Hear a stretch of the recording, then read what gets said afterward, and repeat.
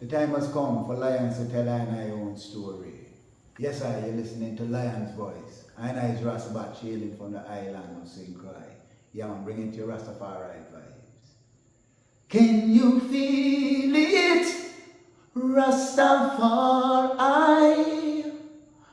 Babylon born when Rasta come together. Can you feel it? Rastafari, because Babylon done when I and I come together. Look how we live together, aya. Look how we work together, aya. Whoa, Babylon done when Rasta come together. Yeah, like Rastafari, His Majesty and Impressment and bless. Yeah, man, hailing from St. Croix, Rastafari, hear you. Love, aye. What are you waiting for? Come together, calling from near and far. Know who you are. What are you waiting for? Rally up, it's Exodus. What are you waiting for? Ancestors paved the way for us. Yes, I am Ketis Oyonde, asking, what are you waiting for to come together? The time has come for the lions to tell our own story. This is the Lion's Voice. Yeah, man. Greetings, Rastafari, Hail Emperor the King Selassie the First, the Perfect Balance Empress Menin. This is first man from Rastafari Indigenous Village, recognizing, accepting, promoting Lion Voice. Yes, the voice of Rastafari, speaking about Rastafari, educating Rastafari, preserving, protecting Rastafari. Give thanks. Aye, Rastafari, mighty. The fittest of the fittest shall survive. My people, open your eyes. Wake up. Blessed love, this is Queen Omega, representing for all lions and lionesses. With the lion's voice, we come to tell our story. Rastafari, live it. Hey, the lion's voice, Rastafari. Now drop your guard when it come to them, ya youth, ya. Them fully guard up and them quick fi execute, ya. Now drop your guard when it come to them, ya youth, ya. The one will laugh, I'm same one of the shooter. Watching them, this is Rasta Jai representing for the Lion Voice Network. This is the time when the lion gets to tell our own story. Haile Selassie.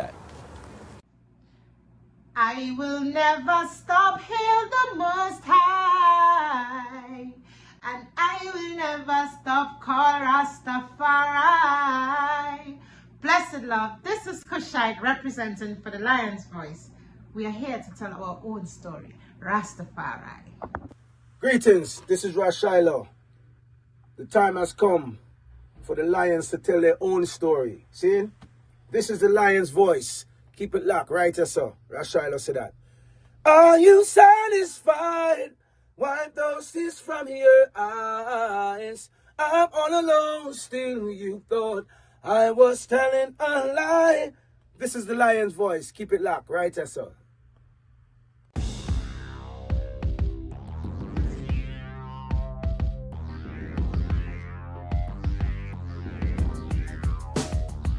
Well, Lion Voice, tell them that's the people first choice. Lion Voice, make the lion as them feel nice. Lion Voice, with the lion cubs we sacrifice. Lion Voice, got to show the people them the life. Lion Voice.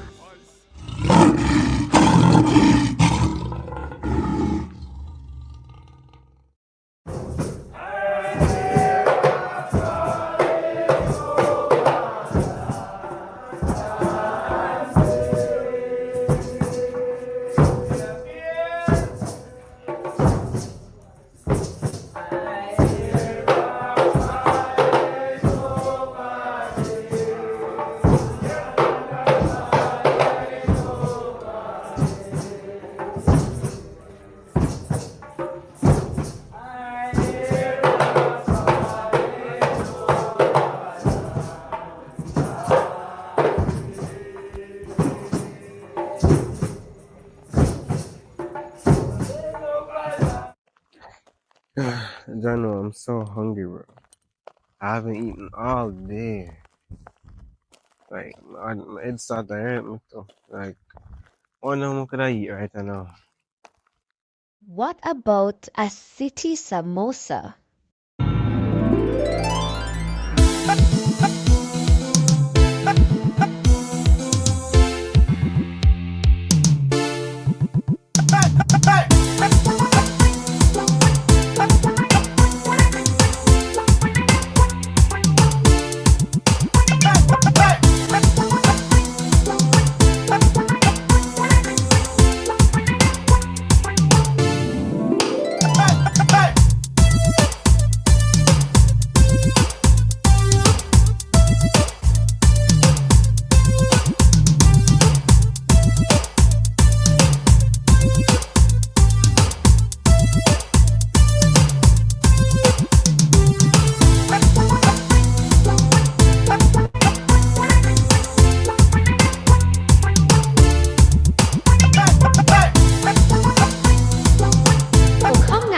And get your samosa, a fusion of Indian, Jamaican, and African culture. City samosas, the best samosas in the city.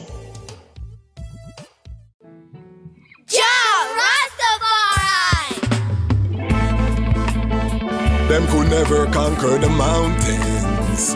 Thousands of years and counting. Ethiopia rise again unto the world. Now we are announcing.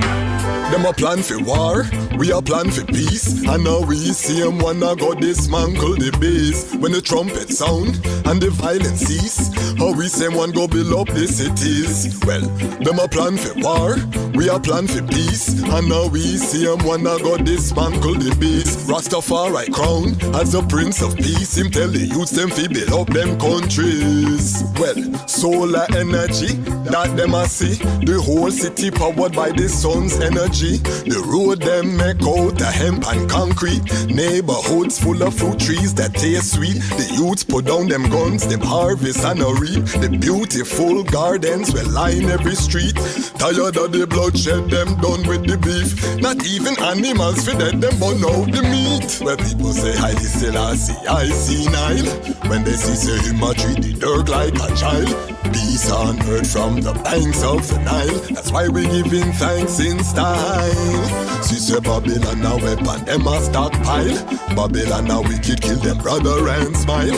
Lion, Babylon a reptile. Them a plant fish, shed blood, we got plans for the soil. Them a plan for war, we a plan for peace. And now we see them wanna go dismantle the base. When the trumpet sound and the violence cease, how we say one go build up the cities. Well, them a plan for war, we a plan for peace. And now we see them wanna go dismantle the base. Rastafari crown as the Prince of Peace. Him tell the youths them fi build up them countries.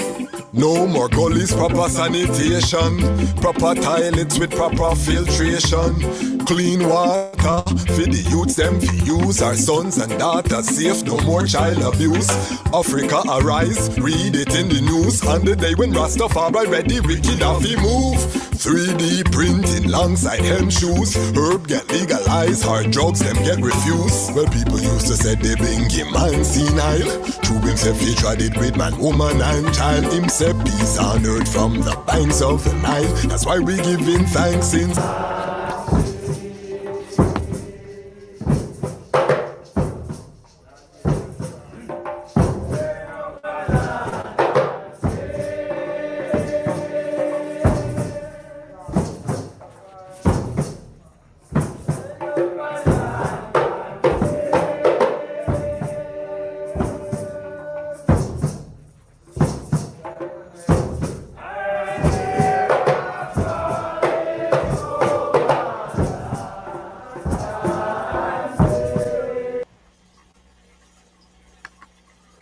Greetings in that divine name of His Imperial Majesty, Emperor Haile Selassie I. Glory and honor in the name of His chosen Queen, Empress Waziri Menen. My name is Kwasi Bansu, aka the Chazmach Kwasi, aka Ras Kwasi, aka the Reading Ras, aka the Pan-African Happy Man, creative industry attorney. I'm an author, I'm an artist, I'm an actionist, and right now I am the host of Lion Talk Live. Welcome to Lion Talk Live, and welcome to the Lion Voice Network, where the lions are telling our own story. Yes, family, we are in the early days of the glory of Rastafari. We have so much to talk about tonight. This is going to be one of those classic episodes. I want you to get your ital snacks, get your meditation right. We have two powerhouse guests tonight. I am fresh coming from the Rastafari International Conference in Ghana. I'm fresh. And the item know, in Toronto. And the item know that I grew up in Toronto.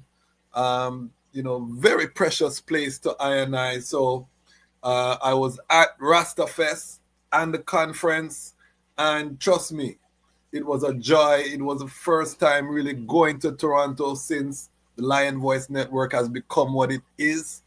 And people were coming up, the Lion Pride International, big up all of the ones them that came up, introduced themselves. We see you on YouTube, Rasta, and love the works.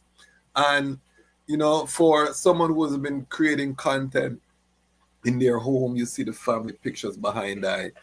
It's heartwarming to go out into the wilderness and to be greeted with the love of actual people, physical people, get to see and touch. And we even had someone sign up on the Patreon on the spot. Big up yourself, Lisa, Sister Lisa. Signed up on the spot, sister from England, just became part of the Lion Pride on Patreon on the spot. And many others said they plan on joining and supporting the work. And to hear that in person and to see the ones them, it make I man feel, you know what I mean? Because sometimes you're doing the work, and the item know I still have a full-time job. I'm still working, I have to put food on the table for the family, all of these things. So this is really a labor of love, but the intention is for this to pivot so we can do this full-time.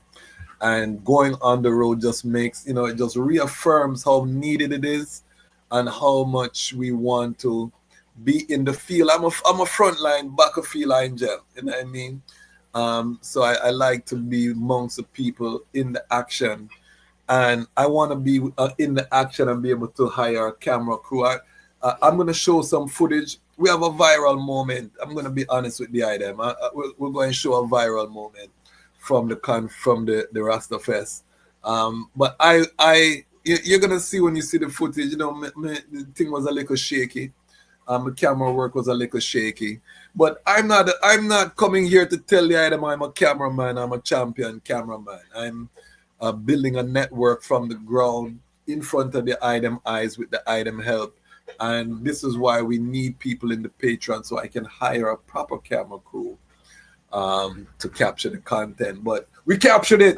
So we're going to share a viral moment with one of our guests tonight and the mayor of Toronto. Big things are going on, family. But before we get to the Rastafari International Conference, I want to talk also, we have a clip I want to show right off the top from Jamaica. The RMO, through its Sacramento committee, RAGA, has won a major victory. Over 200 pounds of sacramental ganja returned to the owner in Jamaica. And we have the footage. I'm not giving the item a story.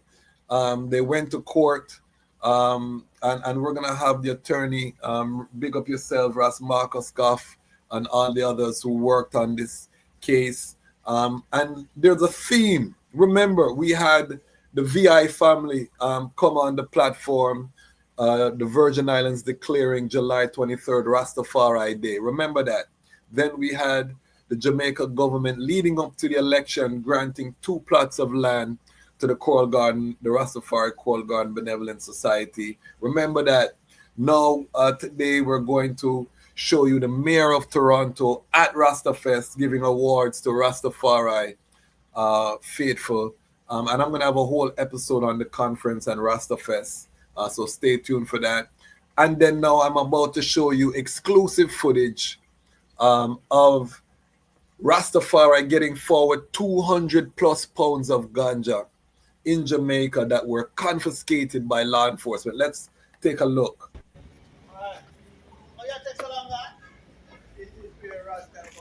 Hold on. Okay. Let's take it from the top.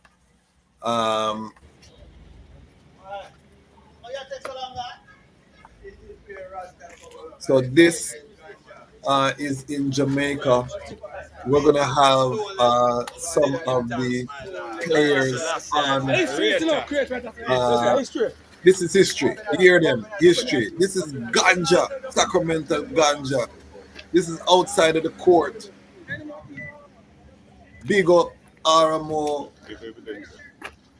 Big up Raga representing Aramo. This is Ras Abidan. He's the ARC representative. Return of the from the ganja. Aramo. Return of the sacrament. Rastafari. Yes, sir. Think Kamal. But you remember what English? Yes. These are all family members, you know, of I and I brethren, you know. So it's great to see the victories that are taking place. And this is why these things like the Rastafari International Conference are so important. Strategy now. The doors are opening. The elders who went through great tribulation now, we're seeing things that they only imagined that they declared, but are now coming forth.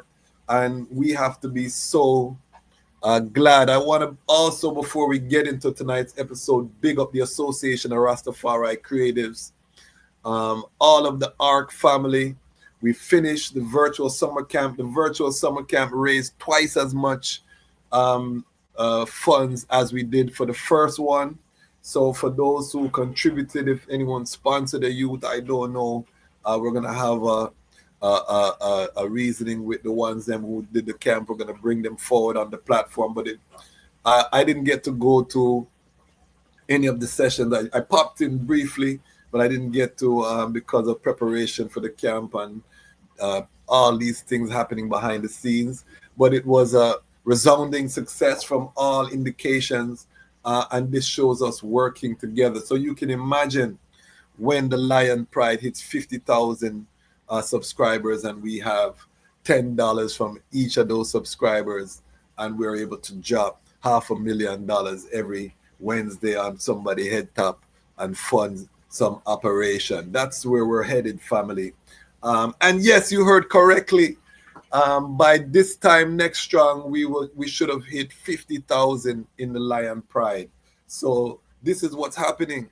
You know, we're making history right now, and it's the item who are causing the history. I'm gonna big up. We have, you know, finally the thing is moving. I feel like all of the talk that I'm doing is starting to sink in with the family, and the thing will start bubble. We have some new members of the Ubuntu Lion Pride on Patreon. Big up Tafari Tazadi out of the VI, my good brethren. Him tell me it's a long time him a come, you know, and he did join the monthly subscription on Patreon. Big up yourself, Tafari. My good brethren, you know what I mean, from them time there. We love to see that. And I know I have a whole heap of good brethren that are coming to support the Patreon. It's just timing, you know what I mean? I don't pressure them. I just know when I see them pop up, I give thanks. Another great brethren, a Howard alumni, Ras Xola out of Baltimore. Beautiful Rastafari family joined the monthly subscription on the Patreon. Sister Lisa out of UK living in Toronto joined the Patreon on spot. So we're at 39 people in the Patreon right now. We need 11 more to get to 50 people. When we get to 50, we're going to start voting on every month. We're going to give a monetary contribution to some Rastafari cause or entity or work or somebody. And we're going to vote about it in the Patreon at the town hall meetings. The next town hall meeting is coming up this Sunday, most likely. We have a poll in the Patreon now. So if you're part of the Lion Pride on Patreon, go to the Patreon to vote on the timing of the town hall meeting. We're not just here to talk, family. We are building a movement. We're going to shake up this whole vibration with Rastafari independent non-aligned media. The item know we are frontline soldiers, so we know the workers, you know what I mean, and we know that one of the things the workers lack is capital. So just like how I'm asking the item to fund this operation, when we are funded, and as we are funding ourselves, we're going to be sharing out that joy with the family, the workers, you know what I mean, because the item don't know how much, you know, getting a strength can put some lightness in a one step in the wings, you know what I mean, just to know that ones are with I, and it doesn't have to hurt any individual. Like I said, a mature ecosystem in the creative industry right now, you can have a mature ecosystem with 1,000 people paying $10 a month into your ecosystem. That's a 6-figure income every year. You can achieve that, and that's what we're preaching here on the Lion Voice Network. We want everyone to create their ecosystem. I am doing consultations to big up all of the people who have booked consultations through the website. That's also been trickling in. The creative consultations, we're going to be launching a whole new program just about creative industry and building and monetizing your work that you're doing, whatever your product or your service. So everything that I'm learning, I knew the theory before, but now that I'm putting it into practice, seeing what works, what doesn't work, again, we're sharing the knowledge. So if you want to book a consultation, you can go to the website, book your consultation. We're building, or I also give away free gems to the Lion Pride on Patreon. If you become part of the Patreon, you get Wolipa, the knowledge for free in the town hall meetings. We're all trying to improve each other and refine. That's part of the vibration. And you can join Patreon for free and watch the old town hall meetings to see if you want to be around these type of people, all of that. So, but just know that when we're here on YouTube, this is not just a talk shop.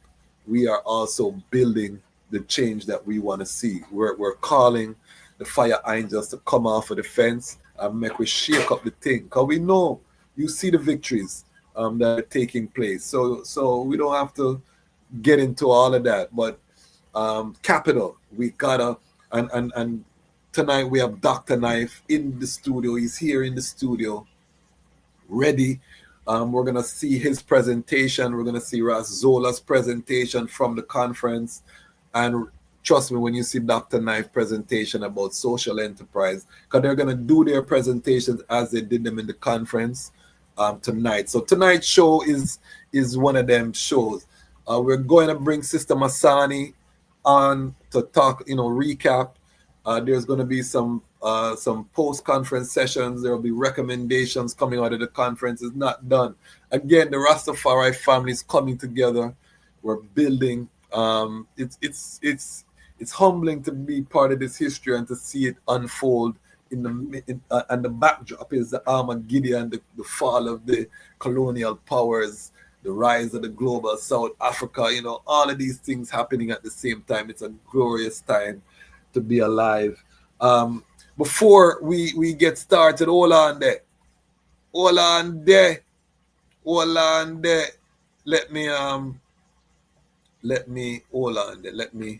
I want to introduce. We added hold on there. Let me see. There we go. We added some people to the Ubuntu Lion Pride. I want to big up Shahid Cohen. Shahid Cohen is part of our Lion Pride on Patreon as well. He's a monthly subscriber, but he has also joined the Ubuntu Lion Pride. I've never met this brother from anywhere, and this brother has joined Nick Nakus and Roots, Ras Roots, as being both Lion Pride on Patreon and Ubuntu Lion Pride. So this shows you the love that we have. Also, our frequent commenter, if you know this channel, you know Johnny Johnson is always in the comments. I finally linked Johnny Johnson by phone. He has now joined the Ubuntu Lion Pride. Fresh today, Johnny Johnson, and we're going to be interviewing Johnny Johnson. He's a walking Trueberry of knowledge. Johnny Johnson is 70 years old. These are the gems that we just buck up. When you start doing a work, you don't know about a Johnny Johnson. You do a work and then in the comments, and this man know, all kind of thing, lived in Jamaica, all type of trad, just one of them elders. So we're going to interview him for the platform, but he's joined the Ubuntu Lion Pride. You can join. It's a lifetime honor for $100. And that number is going to keep on going up. So as the channel grows, the next leap, I think, will be $150. So it's good to get in now, get in early. One day it might be $10,000 because we don't need no more Ubuntu in that way for the lifetime. Because when we get a physical space, the plan is have a wall and engrave or do something nice, have an artist, have all of those people that helped in the early uprising to immortalize their contribution. There's no end to what Rastafari media can become. We're looking at blockbuster films. We want to do animation. We want to do documentaries, the whole gambit on the Lion Voice Network. So thank everyone for being here from early and helping us, rising from a little small YouTube to now we are a healthy YouTube platform. But this is not the end all be all. We're going to also be diversifying across different platforms off of YouTube because YouTube can always take us down. So we're going to go to other platforms. But right now, I have to let the item know I did fail once again. We were trying to get to 100 people in the Patreon by July 31st. It's now August 20th. We're still at 39. We're at 39. So I failed. So I'm done with the 100. The goal now is to get 1,000 people. Like I said, 1,000 is a mature ecosystem. We just have to ask for what we want because I try to break it into small chunks. I advise my clients to do that. Break your goals into small chunks. We want to get to the 100, then we'll do 500, but it's not working. So we got to change the approach. We need 1,000 in the Patreon to have a mature. When I get 1,000, then we know say I can devote full time to the work. We can travel, we can cover, we can hire people, we can do things. You know what I mean? So that's the vision. So I'm just blocking what I want from the family because when I was meeting with the global family in Toronto and I was feeling that love, I said, you know what? This thing can work, It's just that most people are just distracted, but the love is there for the platform. People are watching, people are seeing real people. Because sometimes you see 500 people and you forget, say, if you have 500 people in a room and watch something, your thing sell off, you know what I mean, in most venues. 500 is not a little bit of people, but sometimes you see it on a video and you forget.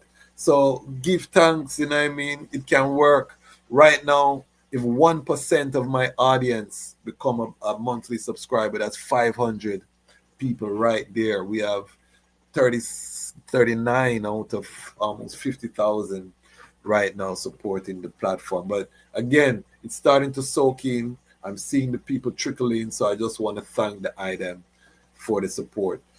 All right. I know the item want to get to the guests, and my guests are waiting patiently, but we haven't streamed for a little while. We were in Toronto, you know what I mean? There was no content coming out, and the watch time was still keeping up. So that, again, show me the love that even though we weren't posting, we didn't drop. The channel didn't drop in terms of the watch hours, and the subscriptions kept coming in. So that showed me that we're maturing. The thing I get seasoned where the people them realize, okay, the brethren are working consistent and a work. And trust me, we have Kathy Howell, sat down with Leonard Howell's daughter. That's coming on the channel soon. So if you're not subscribed, subscribe. We just sat with the son of Ketama Yefuro, an Ethiopian who wrote a book about his father, the man who His Majesty sent out to build the OAU. We have Ethiopian content coming. That interview is in lockup and done. So whole heap of things coming on the platform. We're not ease up now in the thing, Don't get weary. Don't get weary now, get weary. So with that said, big up Frontline Books, Ras Tafari, Reading Ras on the Frontline coming at the end of the month. Stay tuned for the books for August. We have all kind of things. Brother Carl Philpott, make sure you purchase his book, buy the book, support. We had Muta Baroka.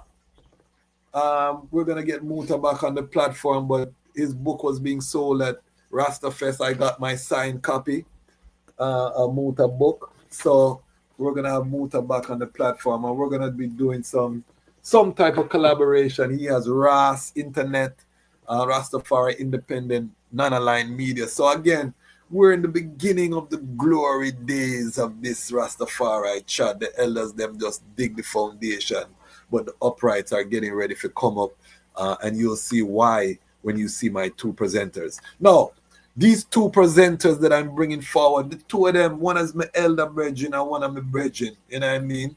And they've both been on the platform before. Ras Xola is going to talk about Rastafari food sovereignty and black food sovereignty. We have to feed ourselves. And Kadamawi Knife is going to talk about social enterprise and how Marcus Garvey set him thing. These two presentations had me glued at the conference. The whole conference, you know what I mean, was like, wow. So I because I have the links, you know, I just call them, call my brethren them, you know, so I just call them. I mean, know them now said no to I, you know, so I just call them and say, yo, this is going to be a big episode. So without further ado, family, help I to welcome on stage the great Xola, Ras Xola, and Kadamawi Knife, and all on there. We bring them brethren here. Greetings. Greetings, my brother. Greetings. Yes, my Isis. So, before we get started, though, I want to play a viral moment. Ras Xola have a viral moment from Rasta Fest. I'm going to play this clip of Ras Xola with the mayor of Toronto. Hold on, let me bring up this clip here. Canadians, and are we ever going to be 50% of America? No. Hold on. This is viral. Ras Xola and the mayor of Toronto. This is from Rasta Fest. This is exclusive, first time touching the airwaves. My producer is not here, so you have to see me. Always be Canadians, and are we ever going to be 50% of America? No way! That is why we are celebrating Rasta Fest. We are celebrating the music, the reggae, the music, and the soul, and the moving. Okay, I still can't move my hip very well. You know, after many years, I can just wind down, and it's not quite good enough. I was just, okay, I need some Jamaican rum, right? That would be a lot better, wouldn't it? Yeah. So, founder of African Food Basket, coordinator of the first International Ras Tafari Conference. So the item here, she said that she needs some Jamaican rum. So watch how the elder Ras Xola deal with her now. Watch how the elder Ras Xola deal with her. She said she needs Jamaican rum. Listen.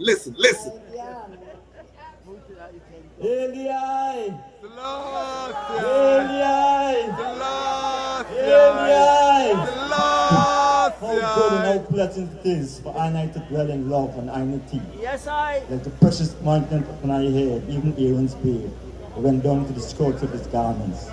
As the Jew of Hermon and as the Jew descending from the mountains of Zion, you the Almighty Kadamawi Haile Selassie, command his blessings and love for I and I accept this award on behalf of the children of Rastafari, who born and grew up in this land. Rastafari.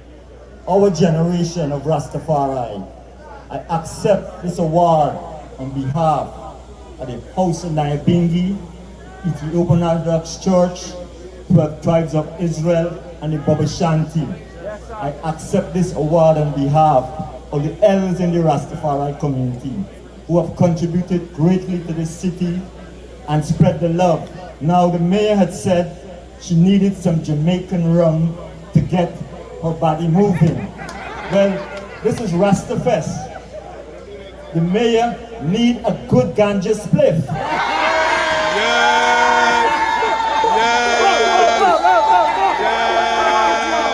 Rastafari.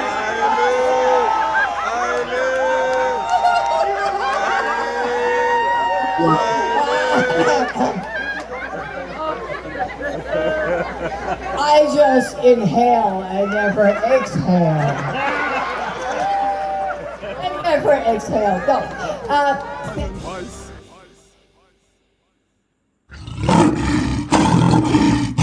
Yes, the mere inhale. So, Really? talk to us about this viral moment, Ras Xola. What was going Well, through the events? But as you know, cannabis, ganja, marijuana is legal in Canada.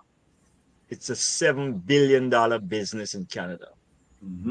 And in the Caribbean, many other places around the world, in Africa, we are being imprisoned for smoking ganja. The islandful sacrament of Rastafari, brethren and sisters in the Caribbean specifically, being jailed still for a couple grams of marijuana.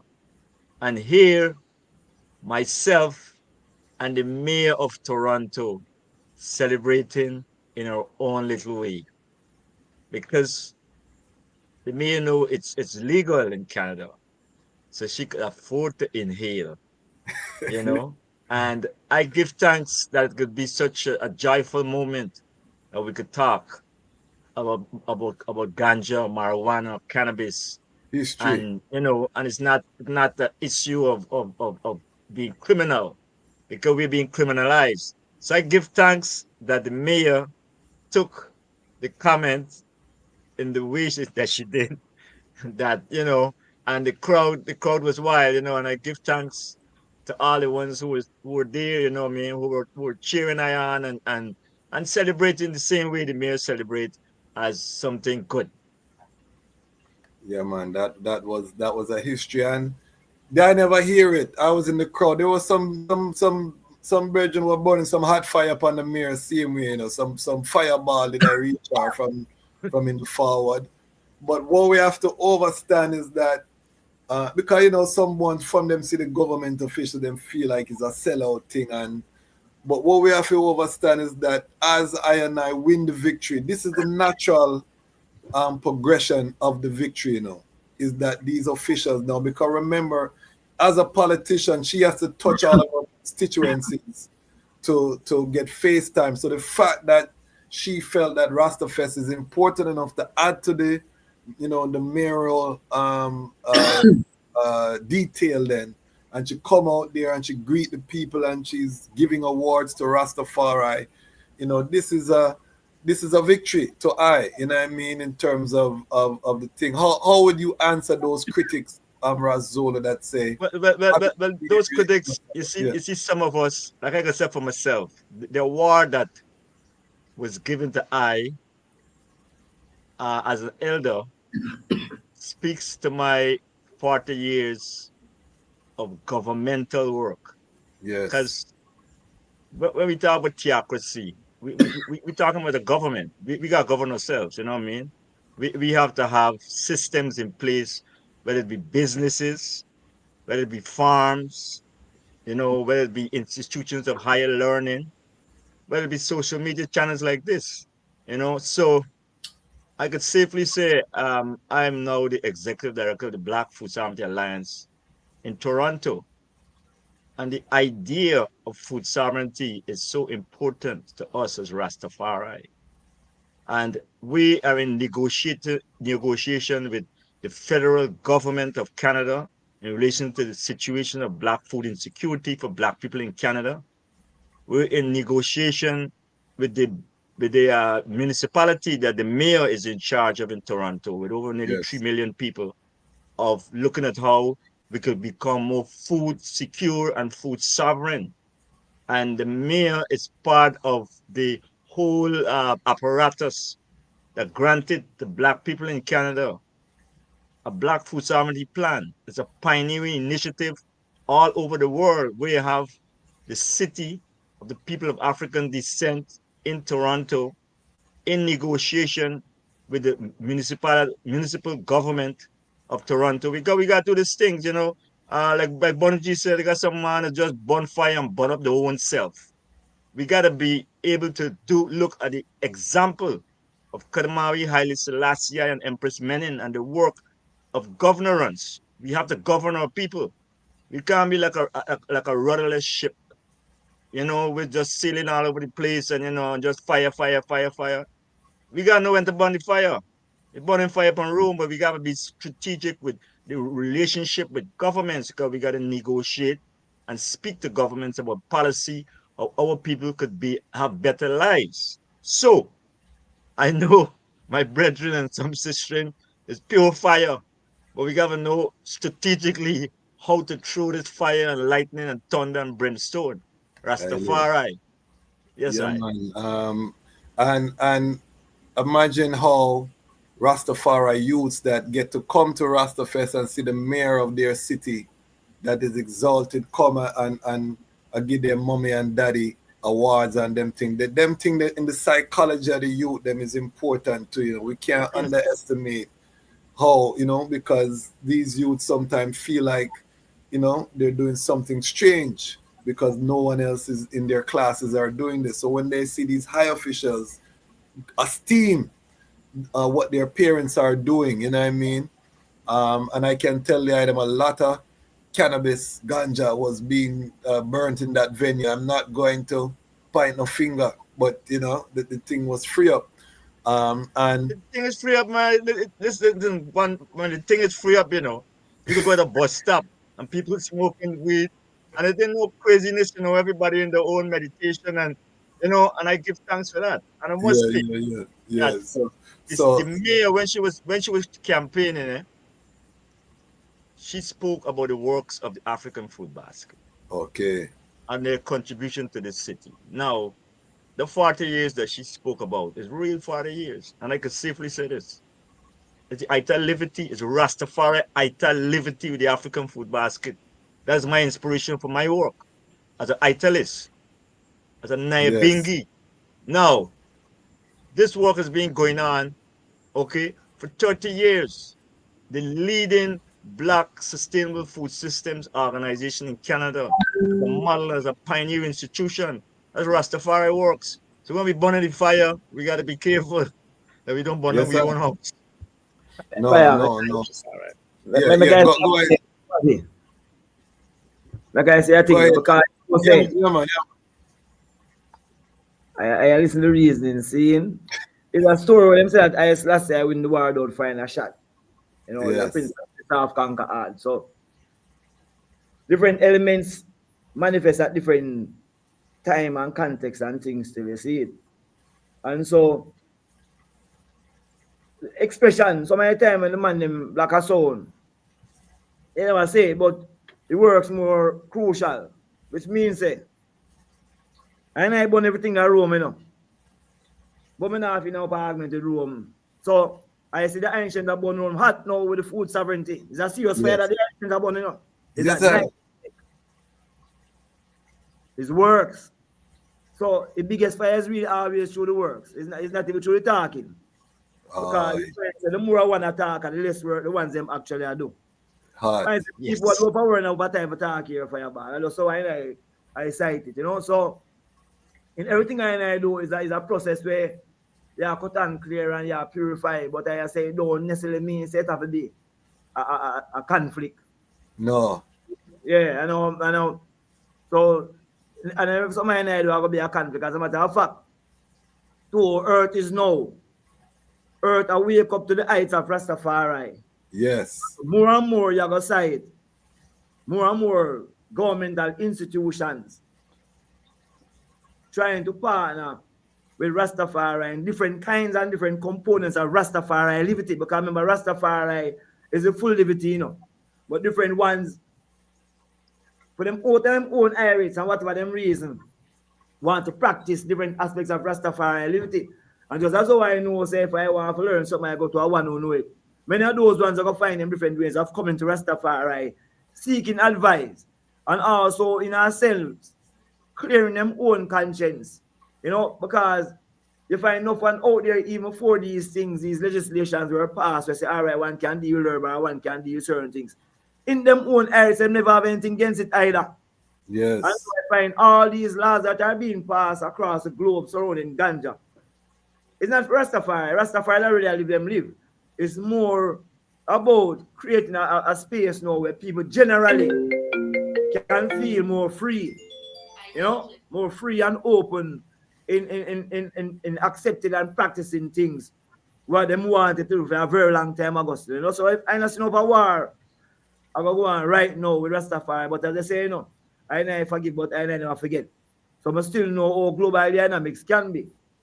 But Yes. Earth in our way now is Rastafari liberty is going to be embraced, you know, in terms of how I do the way I sip, how I reach an ethics towards the environment, you know, I own meditation towards where I do enterprises as against being selfish, you know, you're more kind of in self-interest rather than selfish self-interest. So all of these things that Rastafari live and have as an ethic and philosophy are being embraced and reflected in the SDGs and in certain goals and what call economic and social governance framework, which is what governments are adopting.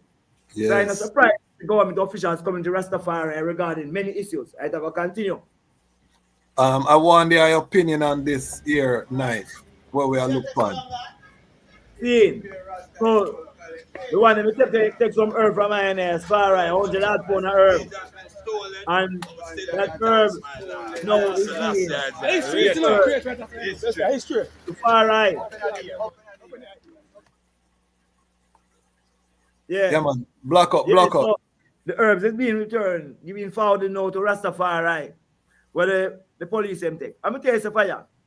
There is, just as all the whole earth are moved into this kind of golden age. Yes. An awakening. Within all institutions that go manifest. And I can show you, say, I cite this thing here years ago when I did some research with the JCF in terms of how I deal with corruption in the country, with the anti-corruption branch, how we call the major organized crime association of deal with corruption. See, now when I reason the ones, I talk to Gazetted officers, I talk about all of the senior officers, including the commissions. Yes. I'm urging. I've never heard so much man ask, and I say, if Rastafari, I met the boy on the motor road, take over the ganja industry. And the amount of senior officers telling me about their families who are involved in ganja. You understand what I say? So Yes. the police, them by law, said to carry out certain act, but by conscience, them don't want to do it. Yes. Because the police have a brethren who's a man that deal with herb, or a man who's a Rasta and brethren a Rasta. So I find a lot of people out there go through some real, you say matter about mental health. Yes. Rastafari matter about them, but the man says there's a lot of mental issues amongst the people out there now. And I find say a lot of them go through a lot of psychological and social trauma because they were forced to do things where they never want to do. Yes. But because they're more them do it. So these laws, it kind of, when them say them are remove or create a space for more people express how them feel about certain things. You know? And the police themselves, I can tell you too, there's no police. Hey, there's no police officer that go out to, you know. Yeah.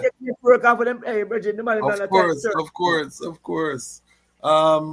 So tonight, family, we're gonna go. This is high level reasoning. So if your vibration not up there, you're going, something going to happen. Well,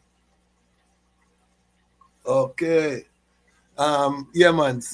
If you don't have your thing high level, you're gonna have problems. I tell you them.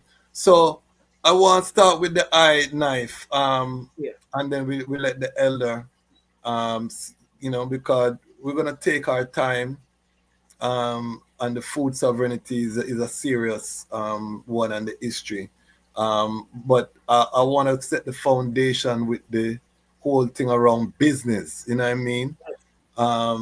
Because one of the things that came out of the conference is this concept of social enterprise and that we have to have business, you know what I mean? And the business, the profit from the business goes to the mission, which is what most of I and I live. You know what I mean?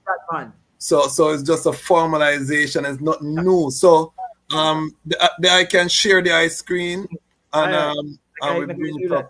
Yeah, and we go into that, and then we're gonna go into it. We have the presentations from the conference. This is why Rastafari independent non-aligned media is so important, family. You know what I mean? We can go global with it right away. So as soon as I see it come up, I'm going to just turn over the reins to the eye. But yeah, man, it's really a joy, you know. It's up. You seen it now? Yeah, I see it. Hold on, let me remove this, and I don't. Yes, all right. So it's normal when I do this presentation, and I start with a burning spear tune, you know, like Marcus Garvey words come to pass, because I find say the musician them capture these presentations that person like myself make in 3 minutes when we do 15 or 20 minutes to do a presentation, you know, and so we really have to give all of a credit to those ones, you know, Burning Spear them, or Virgin Fredlocks them, Black Star, them symbol Black Star Line, 7 miles of Black Star Line coming in. So this presentation was really about looking at the model that Marcus Garvey had developed in terms of sustaining his own organization, which is the UNIA. So we'll speak of a social entrepreneur. He be a social entrepreneur, which, you know, reflect the liberty of self-reliance and collective security. See? So it's important, though, to think about the context in which you operate. And you see the context is that we have these set of youths who we call Gen Z, the I generation, which people actually argue say is the most entrepreneurial generation out of all. Like to work in small teams, you know, but also have a very global lens in terms of how them see everything in earth. I call them the Rastafari generation. This generation of knowing. These are the ones who born having full access to information, full access. And so them don't believe, as Rastafari say, Rastafari don't believe. These youths are some youths who know. So if you're trying to put a point to them, they're going to go to a source of information, you know, which for them now is the internet. Even the whole ideas now about what we call Millennium Development Goals, which emerged in the early part of the 2000s, those are shifted to them called the Sustainable Development Goals. And when you examine the Sustainable Development Goals, you are going to see that those foundation goals mirrors the creed of Rastafari and the ideas of Marcus Garvey as well. You know, and it is being done in that context where we call climate change resilience. So importantly, Jamaica and the Caribbean is going to form that fourth hub where Jamaica is going to be the center of the hub. Nothing new, because that time from 1492, you know, when them leave out of Rome, trying to revive them own economy. And even when that went down with the falling of Port Royal, which was the central, but was a global central bank really, where all the wealth was deposited. So when that crashed, it put the world in next economic depression.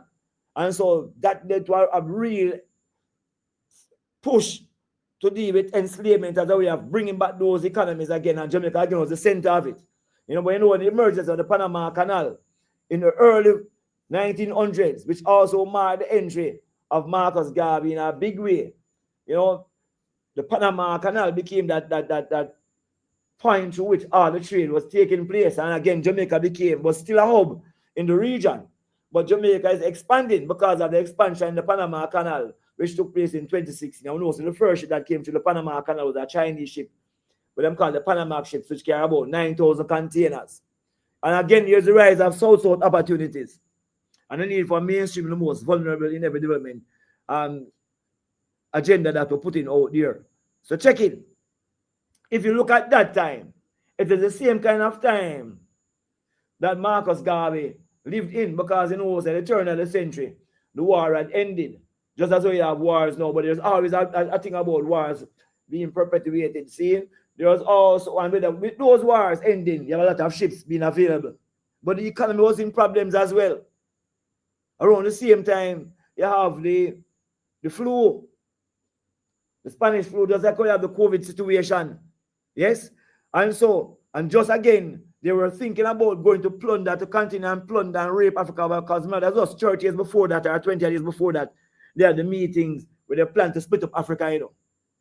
Just as all them having meetings now that they don't hear about, but a couple of years from now, you'll see it written in the history books. Or they were planning to split up Africa. And you see, oh, Marcus rose, and ISLS was doing work in Africa, and Marcus in the diaspora. The same way these youths rising now in Africa, Traore them rising, is the same kind of things manifesting. But now it is in a digitized age as against an analog age. And a lot of things are different, and so the information dissemination is more greater. So I argue that Marcus Garvey was not only an entrepreneur, but more what we call a social entrepreneur, says a mission-driven person. And so he established what was called a social enterprise cluster through the UNIA being the umbrella organization, and under the African Communities League, he established the business components, which have been the Black Star Line Shipping Company, with the Nicholas Factory Corporation that we now call micro, small, and medium enterprises, MSMEs, which we argue are the engine of growth for every economy. And we are called other enterprises, which we now refer to as nano enterprises, which is a man who on the corner who have been thing where him set, but generating business. You know, I also argue that Marcus Garvey established the first global crowdfunding platform, which is why them send him to prison. See, because while them saying says mail fraud, no people are doing these things online. I hear you ask people to subscribe and contribute. If it's them time, they cost you going to prison. See, so Marcus Garvey do these things, but now today we celebrate these things. And so I'm arguing that Marcus Garvey not only left a blueprint for entrepreneurship, but for social entrepreneurship, which is where the globe is now going to. And we adopted these things significantly in Jamaica. And I'll give you some examples of how we do these things in Jamaica, reflecting what Marcus Garvey was doing at that time. So I'm saying while the context has changed, we find that the relevance of the work is even more important today. And this is what Marcus Garvey argued. This is his words, not mine. When say action, self-reliance, self-reliance, the vision of self and the future have been the only means by which your oppressed have seen and realized the light of your own freedom. I cannot depend on a guy. You know, you can't expect enslavers to liberate you. Don't make no sense. Just as you know, the enslaved man can't serve free people either. You know, so without commerce and industry, our people perish economically.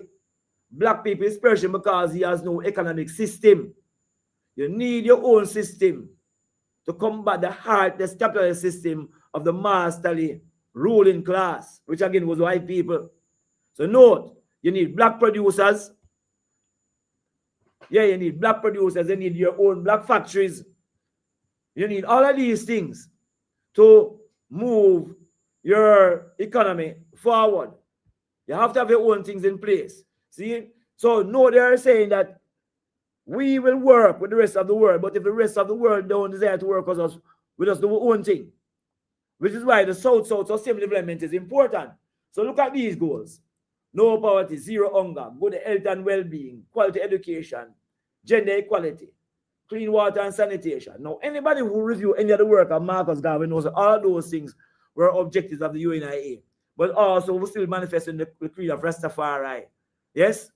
When we said the sick may, the hungry be fed, the shelters be sheltered, the sick be nourished, the aged protected, and the infant cared for. These are things that people are incorporating into all the national development programs.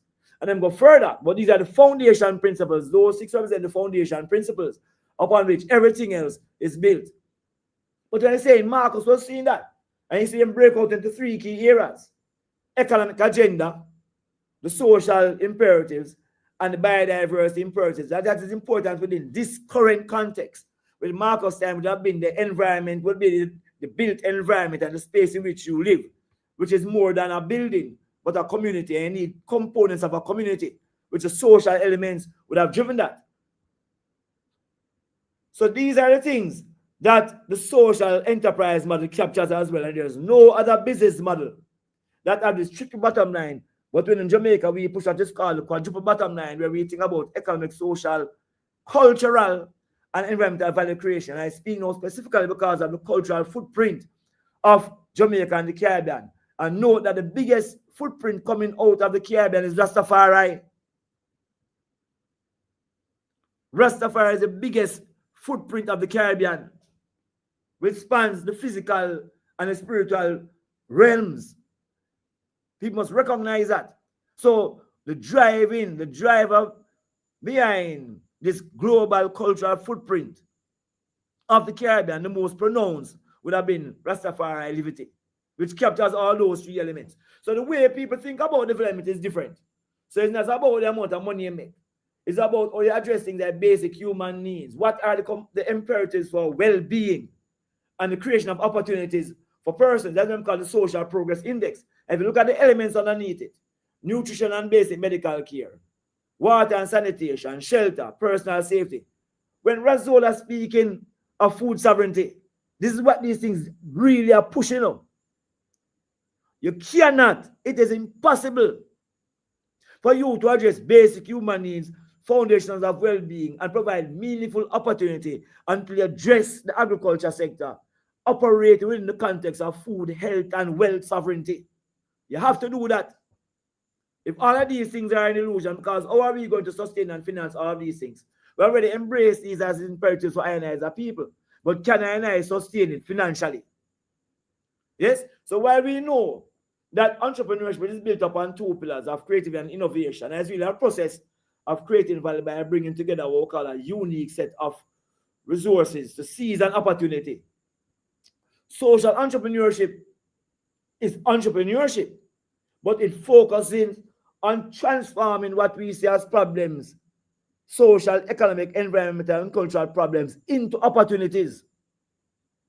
It's really just embracing the mindset that Rastafari vibration is always positive. I am sure you said it. There's no difference between, well, the energy can be created or destroyed. See, if you look at a thermometer, where hot start and where cold stop, it is not like that. It's about how you transform rates of vibration. So I can always see what some people consider to be a problem and recognize where there's an opportunity there, because a problem simply means that there's an unfulfilled need, which you can satisfy the good or service, which is the kind of approach that Marcus have towards his reality at the time. So note, these are businesses. Social enterprise are businesses with the primary social objective, where the surplus is used to reinvest and grow the business, and more importantly, to finance the programs that aid in the fulfilling of the mission. So when Marcus said have a Black Cross nurse, and I'm dealing with them providing support for persons when they have deceased in their family, providing capital for people to start businesses, providing space for people to express them creativity, what we are calling creative industries now, which is the orange economy. It has to be done through some sustainable and diversified income streams. So we can't have one business either. So when I say ganja is a driver for economics, ganja is one component in the overall economics agenda, which the main focus then is how you move up the value chain in agriculture. So you have to move to things like nutraceuticals and functional food. And that's just a fancy word for Rastafari and other people have been doing, We're taking all the actives out of the plants and put it into food, and people say it is functional. See? But in reality, when a Rasta man make roots, that is taking up high levels of minerals out of plants and using it as what you call a multivitamin. You don't need a Centrum or any other kind of product like that, because the roots is a high mineral source. See, so again, they're going forward to these things. And even the things are running ganja, it also allows people, because when I spoke about ganja in a negative way and talk about the herb, it also allows, because a lot of people not to be using herb-derived products anymore. But now there's a way awakening. We need that consciousness. Because when you can no longer enslave or shackle the king of all herb, it means everything else is also free. But it means that these are opportunities now to form enterprises around these kinds of components. So note, you have a very explicit social mission. It's not self-centered because it's about the people. How we measure success is different. So when you talk about Marcus, Marcus is extremely successful because we look at impact. It's not short run. Far right is about having a long lens. It has to be an output to how these things affect the individual at an outcome level, and how these affect the broader picture, which is what you call the impact. I have a very clear business model because it's business they're dealing with. Yes, so a very clear social and environmental mission. And check, it says liberty, And if you think about Rastafari ethics and philosophy in terms of what we call environmental ethics, it is anchored within the era of what is called deep ecology, using what is called a Eurocentric approach, where we know that I put aeration at the center of That is how I manifest ital divinity, you know. So it's what I'm call a deep ecological philosophy as against a human-centered approach, where traditional religious people use them think that they have dominion over earth and so them use earth as them like. And it don't matter because the earth is going to end. You know, I know always, so these terms of social enterprises and sustainable development, these are just new words, not new concepts. Rastafari live to manifest these things, and other ancient societies manifest these things as well. But we're saying you have to have business too if you're going to make systemic changes. Yes, I must reinvest and grow those business and create this thing what we call a blended value of financial value and social value. And here we are capturing environmental and cultural value within that social value. And here I'm arguing that Marcus Garvey did this from 1919. Howell did this as well. Bob did this. The Maroons represented the same kind of thing. And if you go to every Caribbean society and hear stories of liberation, you'll find these kinds of practices taking place. See? And no, they gave my brethren from the Grameen Bank a Nobel Prize for these things. Even though it was supported by the World Bank, but nobody spoke about Marcus Garvey. Because in reality, if the world had adopted Marcus Garvey's model, I wouldn't have these problems. We would never have these problems. And this is what the model is. So know that the UNIA is at the head. And it feeds the African Communities League, takes responsibility for all these other elements, and know that as the enterprise is generated through the businesses which supports each other as well and supports African Communities League, through the African Communities League, funding is moved to the UNIA. But the UNIA again have an indirect link to all these things because the UNIA is still financing the man who's a micro enterprise, still supporting the Black Star Line, and still supporting Negroes Factory Corporation. So it's what they call a closed loop. And it becomes self-sustained. And this is why they had to get at Marcus Garvey. Marcus Garvey could have philosophized as long as he wants.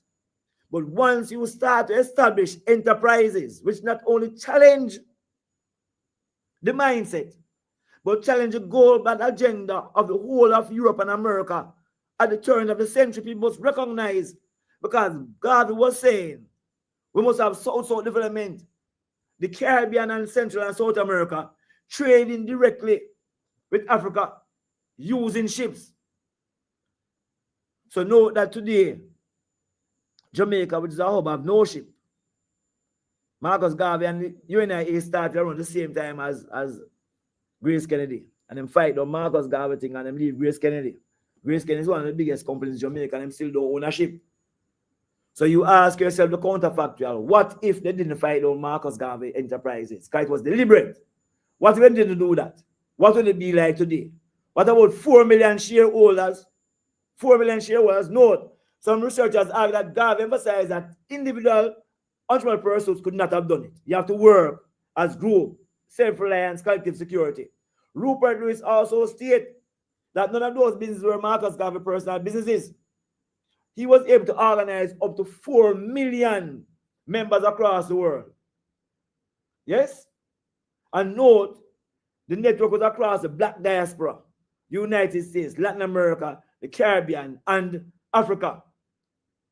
Note that Marcus Garvey registered all his companies because formalization of the enterprise is important. So, Negroes Factory Corporation was incorporated in 1918. Remember, so the war ended in 1919.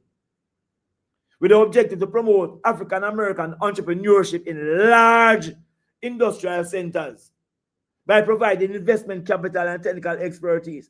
Maybe think about the philosophy behind it, yes?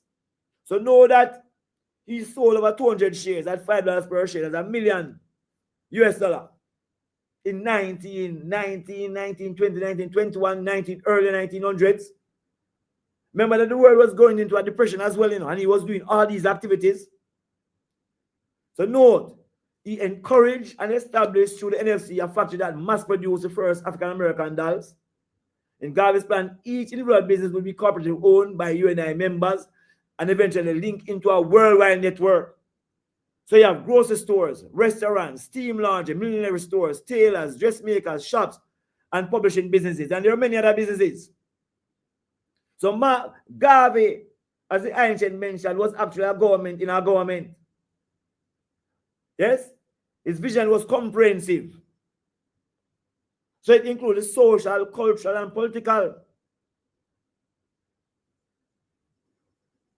and economic activities were used to carry out welfare programs and finance media for the dissemination of the social, political, and socio-cultural philosophy directed in the philosophy of one God, one aim, and one destiny.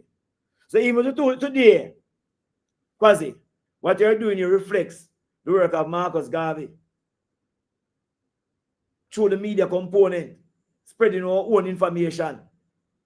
So note, they argue that these companies, these businesses provided loans to persons at an employment bureau to aid members seeking employment. These are not simple things Marcus Garvey was doing. So note, it was a community service agency, you know, paying debt and other minor benefits to its members. So I'm saying the model exists. So the stock paper here, today in Jamaica, we have what's called a social stock exchange. There are some things that come out of the work that we do as a team. As a matter of fact, all of us who are part of the center that I direct were members of the Marcus Garvey movement. You know? And so we are here doing this work for a while with a lot of people recognizing that Marcus Garvey established that when I remember a black print as to how I am supposed to set these things, and the state of Jamaica has done the same thing now in terms of establishing a social stock exchange to support enterprises with the same kind of objectives, similar to what Marcus Garvey was doing 100 years ago. So note that, as I said before, Marcus did some mighty works, but as always, he threatened the system and said there were persistent and martial attacks against Marcus Garvey. There were many anti-Black Star Line persons out there, and they were producing materials anti what Marcus Garvey was doing. Laws were passed to stop when they are stockholders, especially those in Dominica and the Belgian Congo, stockholders of the Black Star Line shipping company. They say he had craft and thievery and sabotage of many of his employees. You know? And the absence of certain skill set. You have white engineers now who are doing the work, destroying the ships. So in a different paper that we wrote, we mentioned some of these things as to why there were challenges with Marcus Garvey businesses, especially with the scale of the operations without the amount of skill set. But today, we have all the skill sets we need amongst I as a people to manifest a lot of these things that are being done. Yes? So note that Martin said, without these kind of problems, there's no reason why the UNIA shipping venture would not have been at least modestly profitable. And in speaking modestly. So the United States, quasi, provided Garvey with the kind of large black population base, the financial and technological resources, and the strategic location at the center of the world and Pan-African affairs that were the objective conditions against which he could rise to world prominence. And his appearance in the US over coincided with the savage official repressions against racial organization. And bear in mind that subsequent to that, to the rise of Garvey, they destroyed the Black Wall Street in Tulsa. And the persons recognize the influence of what Garvey was doing in terms of helping to influence the rise of those businesses against in the Black Walls. And it's America bombed them own people. Because then once you start to talk about business, it becomes a challenge, not just in America, but across the entire globe. It challenges the status quo when those who are underserved start to generate wealth. So, soon close. So in concluding, this is what I'm arguing, that Garvey work is not just extremely relevant today, but it's the most relevant work amongst I and I who are looking at entrepreneurship. I look at how I slice idea with governance, seeing, and national development. And we say, okay, how we move the enterprise? When you read the work of I.S. Lassie, it's the same thing about this cooperative enterprise. But as a model where I have in front of I, Marcus Garvey, UNIA, provides a very useful model, the methodology, seeing, formalizing the enterprise. But again, there are many lessons to learn, because note, you must have adequate resources to operationalize the venture in a meaningful way. You know? And so, you can't scale a venture too rapidly if you don't have those resources to support the scaling of the venture. But again, it's the impact. So not because those ventures are not here today in terms of the day-to-day operations, but the lessons that you learn, the models that are there, are most relevant. Especially when you think about that at national and global scale now, because again, it is reflected in the SDGs. So important to learn to appreciate your own people brain. That's why your program is crucial, because you bring on people in the program where we are sharing a learning platform, we are sharing, we are learning so much from each other. See? And we are talking about things in the business, we are talking about things in the social, we are talking about things in the environment, we are talking about things in the cultural. So we are talking about all the elements that are important within the assessment framework. We don't need to reinvent a wheel. Again, though, it reinforces the importance of what we call the micro, small, and medium enterprise as social enterprises to ensure that your engine of growth is in the hands of the people, so it endogenizes growth. But important, we forgive what we know, forget. You know? And those principles of self-reliance and collective security is crucial for every kind of development, but in particular, South-South sustainable development. See? So, in reality, you know, as enough of the ones them chant that Marcus Garvey says, enough of the people now going to know themselves until their back is against the wall. And if you check it, it's not just I people, but the globe find themselves in a situation where through them own greed, them back is against the wall. And within this context, you find that the people whose back was against the wall most of the time, one were using creative and innovativeness to set a system which is sustainable. These are the people I'm going to run to. So again, you have to find people running to Rastafari to speak about things and in their own ways. And just as how you see it, you'll find that Marcus Garvey works, whether they want to say it or not, is going to be the model, and is the model that is being embraced globally if we are going to, and in an attempt to address most of these problems that the globe faces. So give thanks.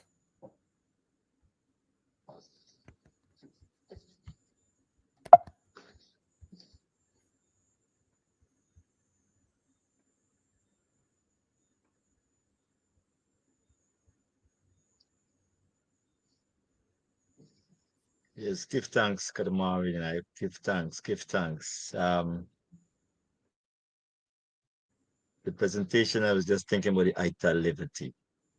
Yes, I am. And the way we live, that is the Ital live. Marcus Garvey set a foundation that I need to be intentional in looking over.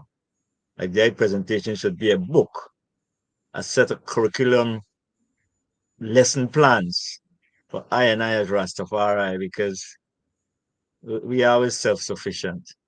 Yes, like most Rastafari, except from the Caribbean, you set up Rastafari, you gotta leave the house.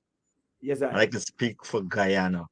You leave the house, you gotta go and build a shack, you gotta go and build a house, you gotta go and plant.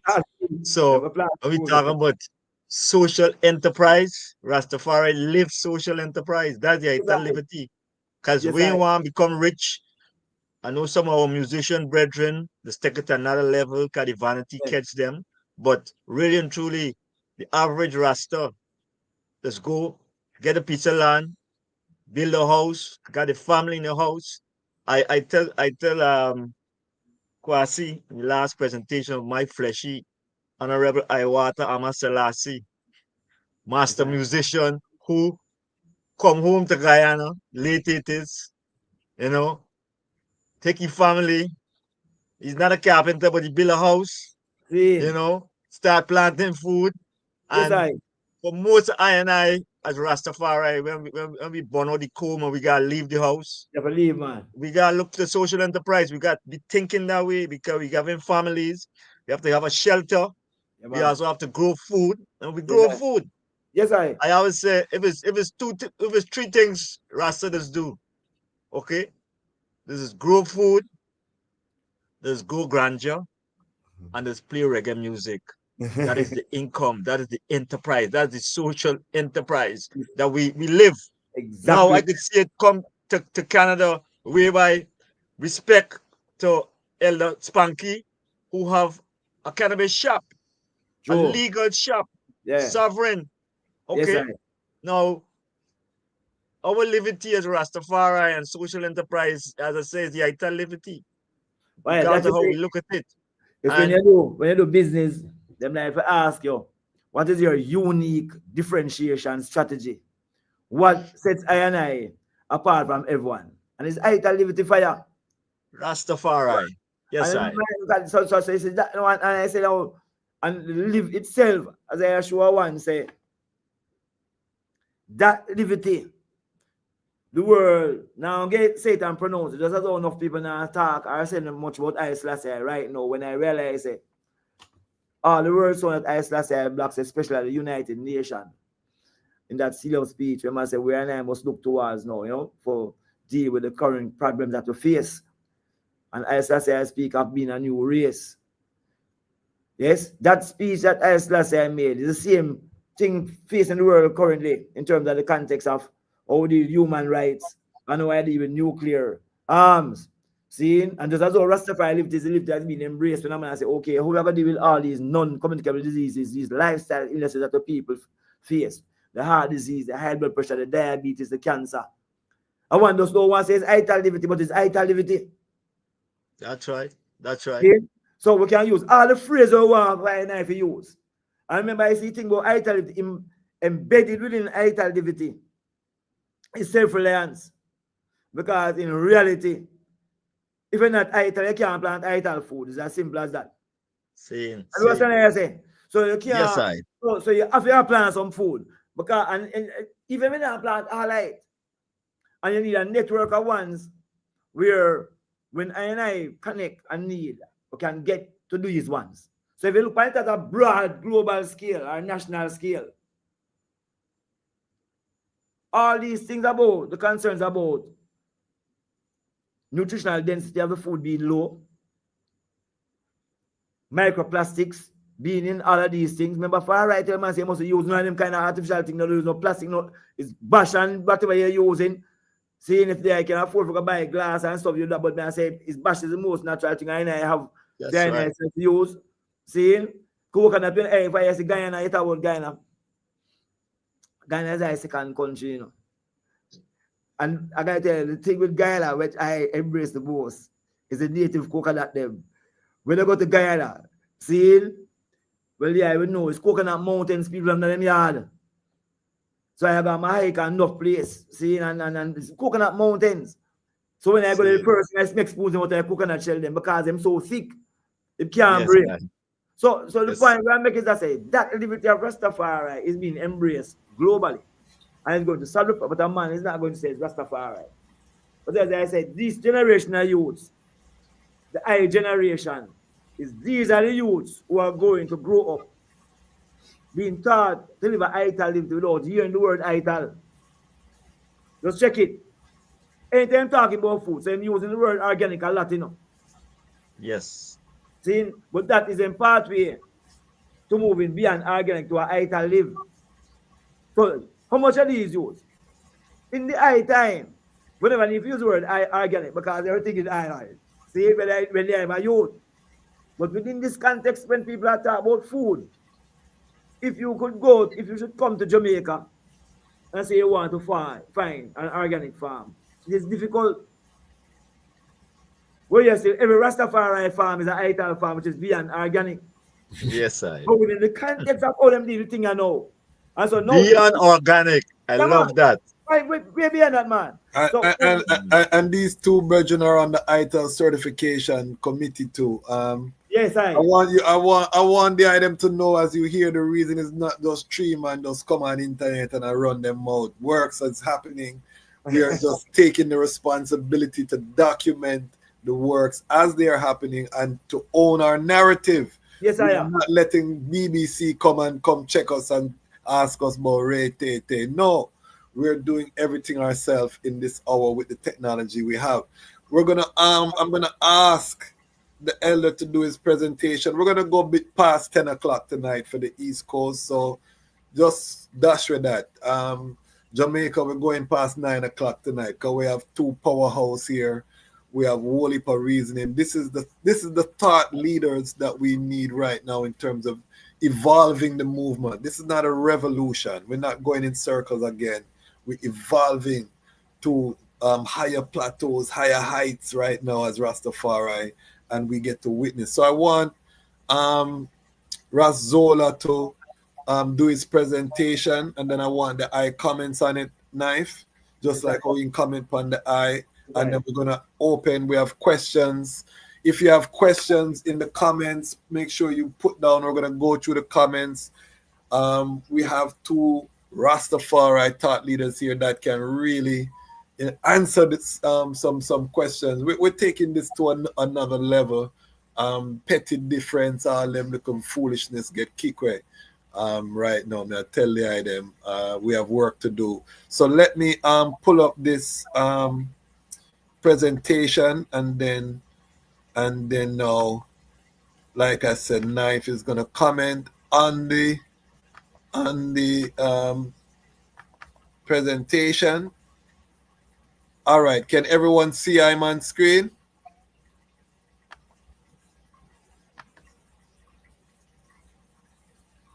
Yeah, I see it. Hold on there. Yes, I see, man. Yeah, see it. You probably could make it a little larger with this business at the bottom here on the right side, right hand side, because you ain't getting the full screen.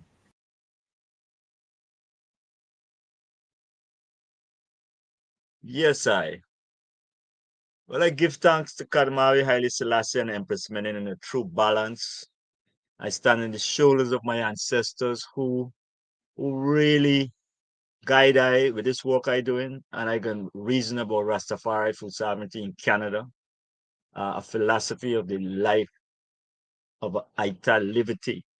Now, for the last 30 years, I've been involved in what I like to call sustainable food systems work.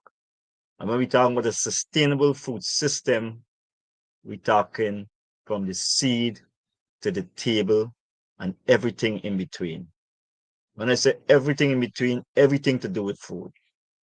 Whether you be producing the food in a field, whether you're using a factory to really bring it out as a added value product. For instance, something like peanuts, you can make peanut butter. You know what you got to do. You got to crush the peanuts. You got to bottle them.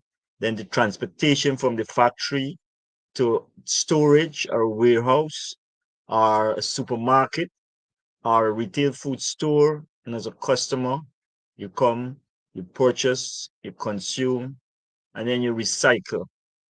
It's a whole closed loop system that we're looking at when we talk about a sustainable food system. For Rastafari, I trod up in Canada around 1977, and I see what I like to say is one of the visible institutions of Rastafari that we all could feel proud of, especially I and I who live the Ital liberty. That means we consuming no products that are not plant-based. And it was a Ital restaurant called Strictly Ital. It was on Dundas and Spadina. And my good brethren, his name was Ratnakar, who really put Rastafari on the map in Canada when you're looking at Ital food stores. Now, if there's one before that, I would love to know that, but it's the first one I know. And that was around 1979, 1980, 1991, 1981. And it was a place where the band I used to play with called Truths and Rights used to hang out Kensington Market area and the Strictly Ital store. Although I was a musician, I ended up working at Strictly Ital. And that experience really motivated me to seeing the economics of Rastafari and liberty. As I said before, with Rastafari, we have the economic sustenance as a people, starting with pinnacle as being a self-sustaining community, an intentional community that the Gonguru, Leonard Howell, established. It's surprising that after Pinnacle, we never heard about any other community in Jamaica that is self-sustaining and intentional as Pinnacle. We have the Nyabingi. The closest I could say is the Bobashanti, but the Nyabingi community, 12 tribes, we needed to get villages. There needed to be Nyabingi villages in Jamaica, 12 tribe villages. Because we got the people, you know. And the other was surprised to know if you have a Nyabingi village in Jamaica, how much Nyabingi from all across the world will be traveling to that village. And as Kadamawi Knife says, social enterprise, where we do our international trade.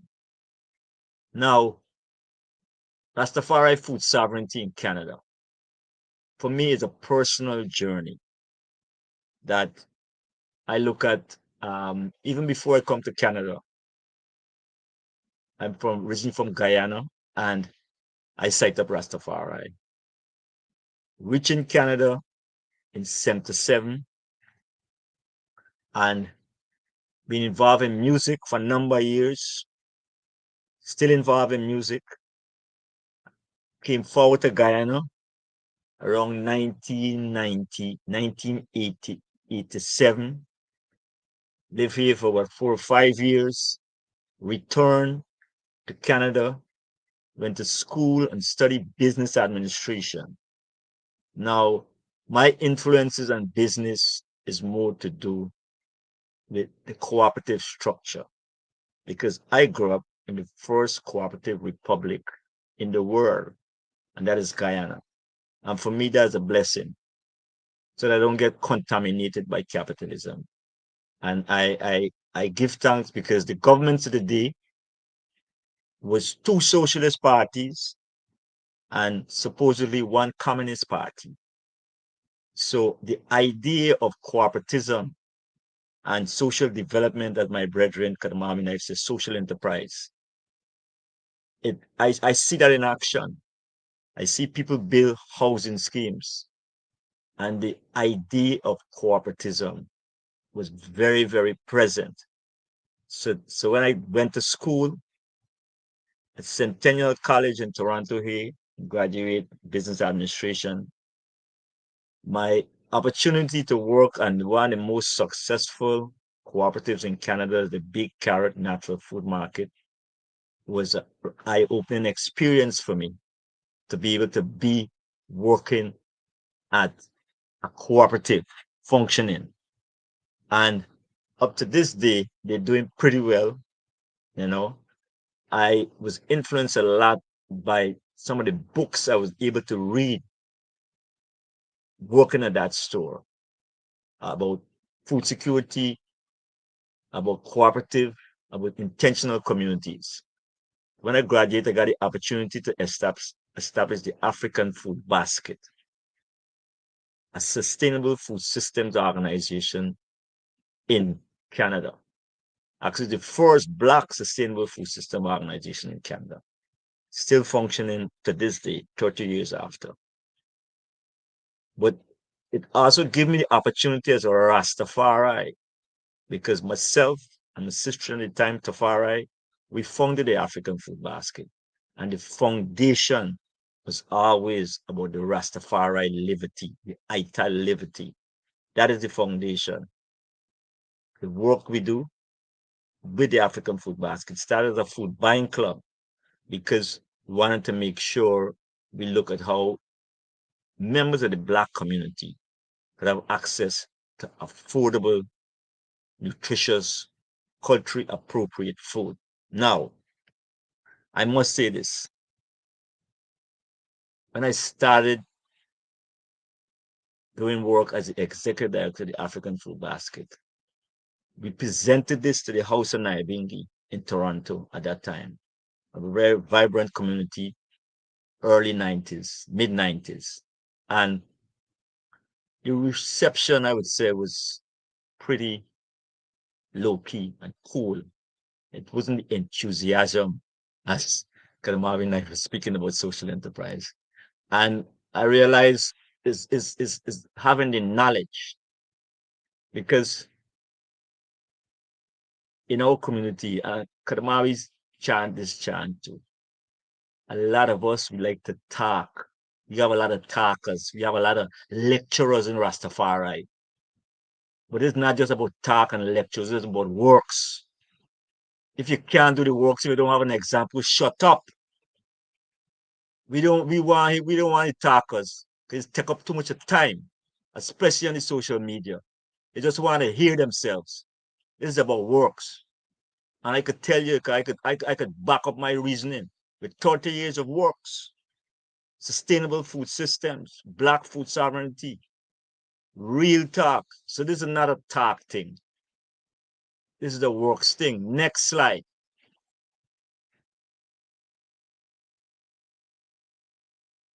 Kwasi. Next slide. Yes. So this works, like we like to call it here, is Sankofa. And if the PowerPoint was functional, like I gotta set up my own version, Kwasi, because I ain't seen this moving. I could bring up my version because I see present.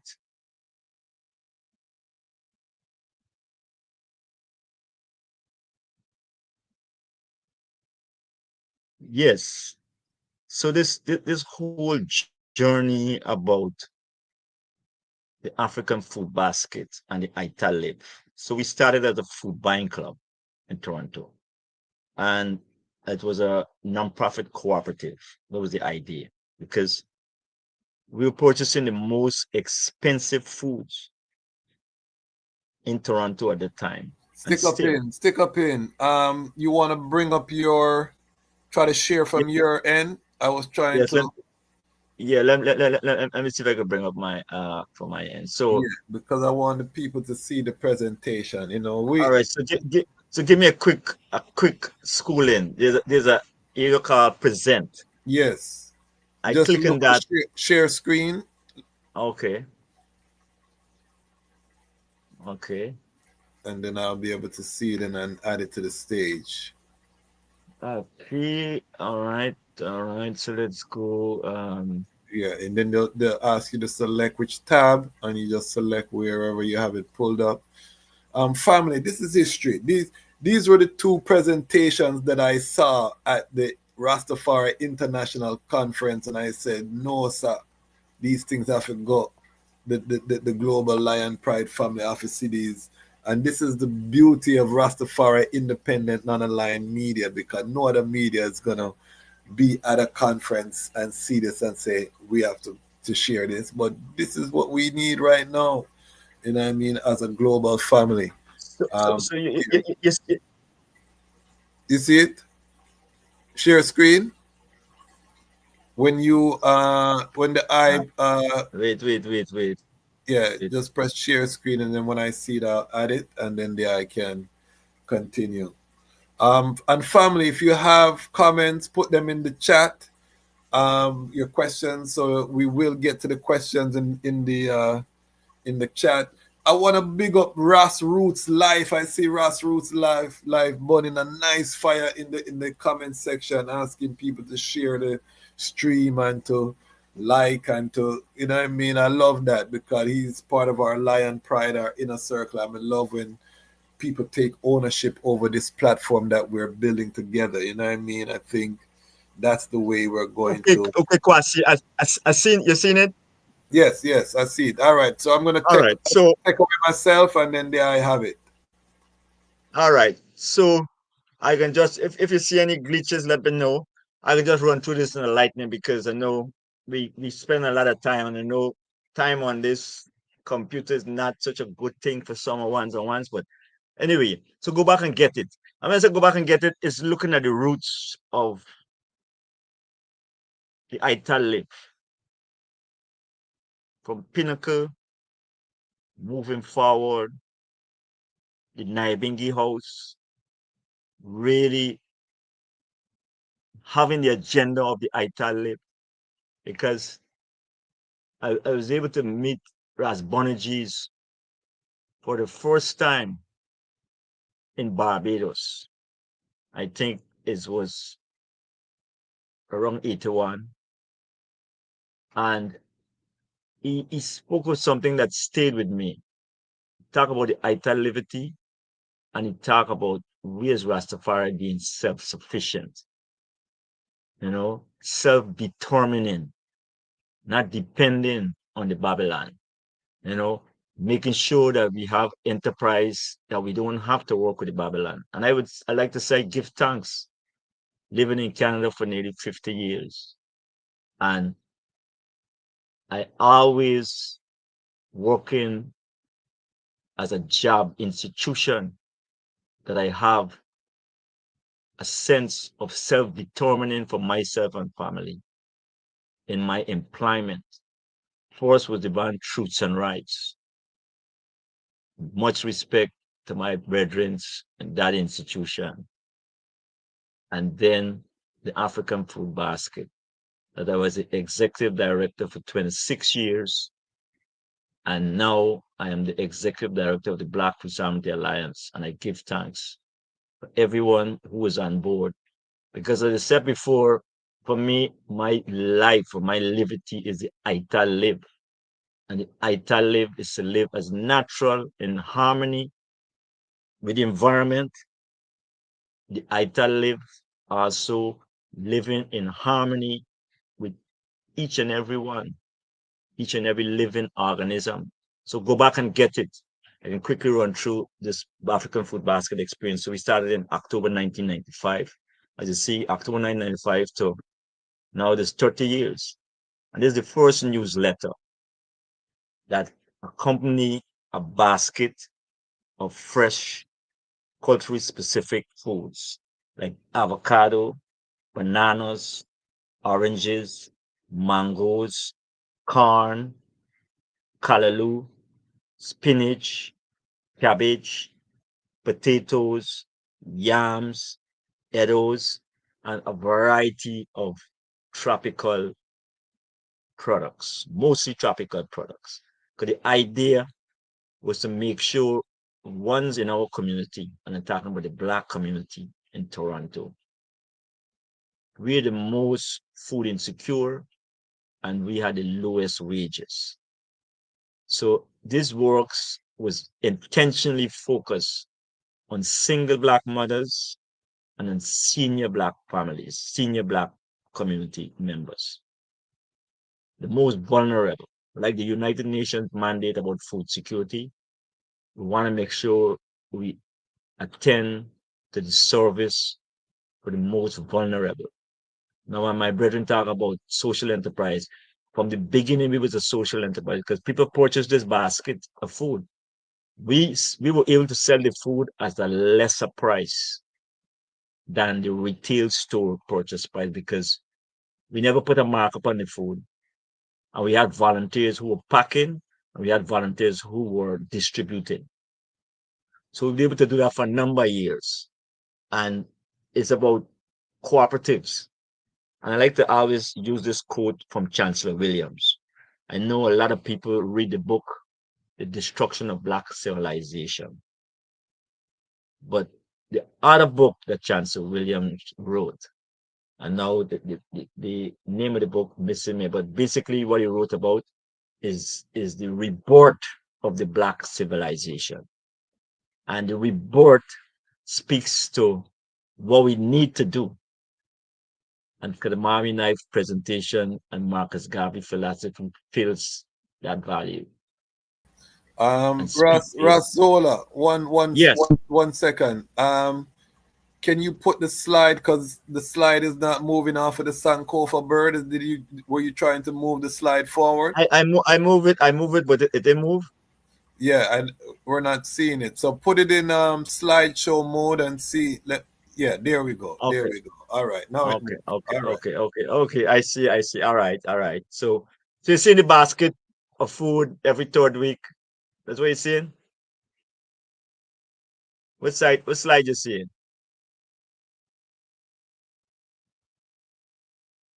You see the Sankofa board? Kwasi?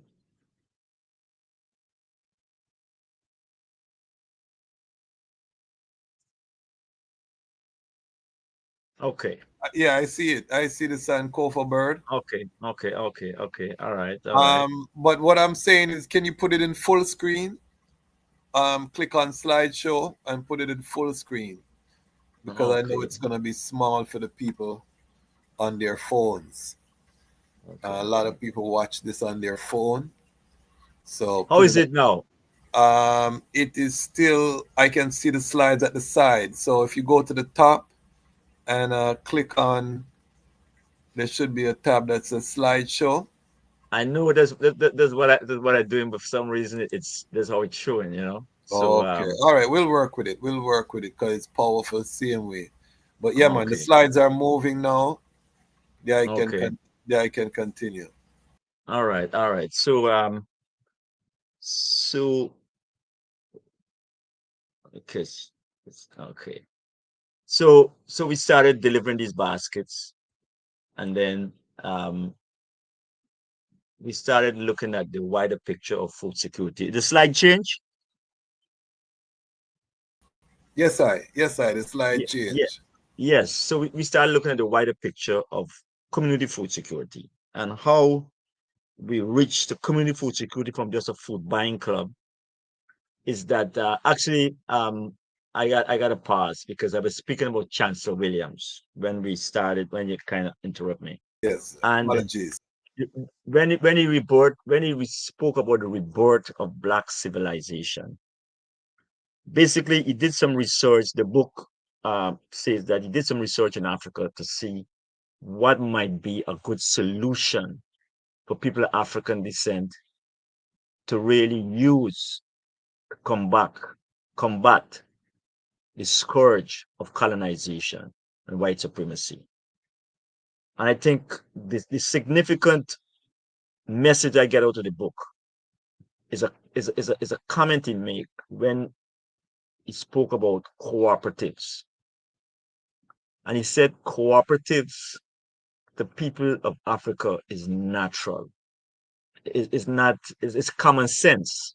It's how we live. That's why we don't do good at capitalism, because we're not capitalists. There's not in our spirit. The destruction of the earth and the greed of capitalism, we are more socialists. We more look at how we could do for community. We could build wealth around community. Okay, socialism is not about poverty. Socialism is proper planning to do what needs to be done for the benefits of community through economic development work. Whether it's owning a factory, whether it's farming, whatever it is to do with economics and management of whatever enterprise in a sustainable way, that is what it is. So we started looking further with our works.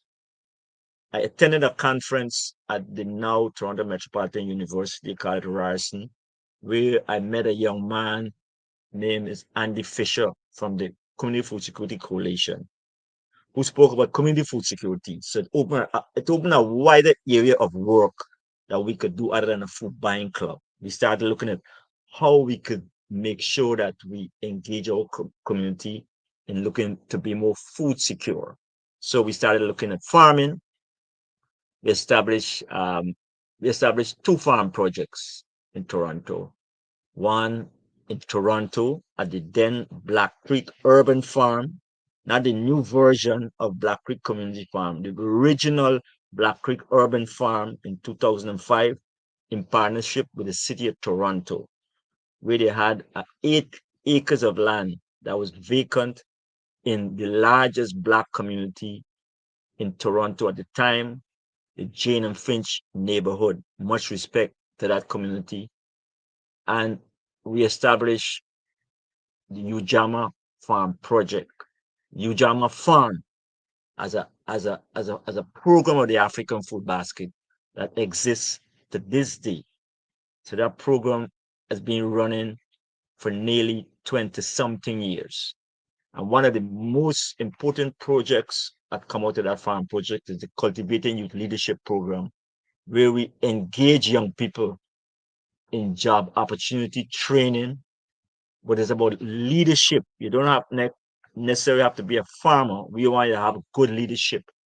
But the foundation of the program, it was African centered, and it was about sustainable food systems. And when I get to speaking about Black food sovereignty, you would see that these two foundational principles for the Cultivating Youth Leadership Program is the foundation of Black food sovereignty.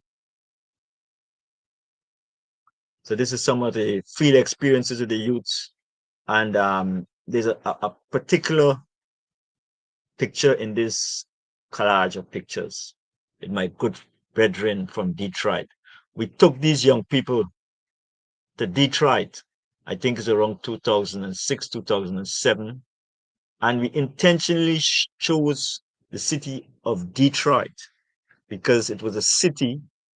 We live in a very multicultural city, but Detroit, as my brethren Baba Malik would say, this is a Black city.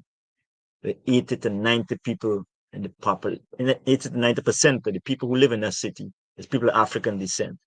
So the idea was to go to a city that have that kind of Black population. We went to that city previously in 97, and we met up with some old African American sisters where the average age was about 65 to 70.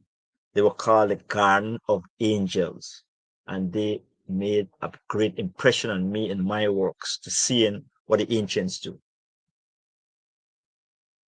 So the two urban farms that we had that we managed at that time, one was in Brampton at the McVean farm. We had an incubator farm, and the other one was at in Toronto, at Jane and Steers at the Ujama farm, at the Black Creek Urban Farm at the time.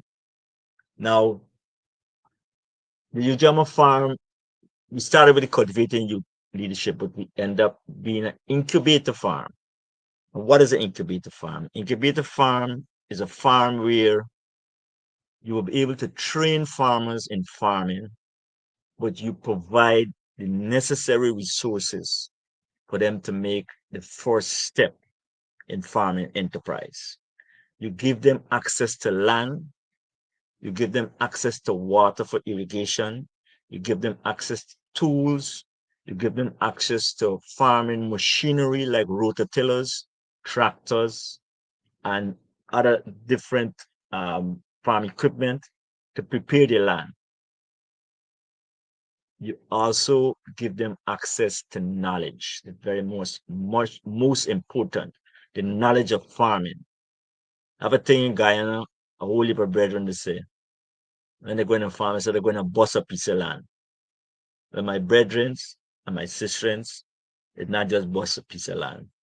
You have to have your farm plan, you have to have your crop plan, because the science of farming, we're talking about Egypt and irrigation systems. We have a lot of knowledge that we come with about farming, and it's that what we have to put in to our works as Rastafari, as people of African descent, to make sure we know the knowledge about farming. Black food sovereignty. Stepping up this presentation now. So in 2019, and my brother Malik used make sure that he reminded me that in 2011, I was in New York. I think it was in Harlem, where we presented on Black food sovereignty. Much respect to my sister Charity, who trod on. And I know I'm gonna get in trouble because I'm leaving out a name of another sister, but she know who she is. She live, I think, is in Ohio. And we put together this presentation on Black food sovereignty in 2011. Fast forward to 2019, we were invited to a meeting with the city of Toronto, where we really formalized the African Food Basket Black Food Sovereignty Toronto program. Now, the modern idea, the modern way we look at food systems The difference is between food security and food sovereignty. Food security is about having access to food that is affordable and that is sometimes nutritious, not always.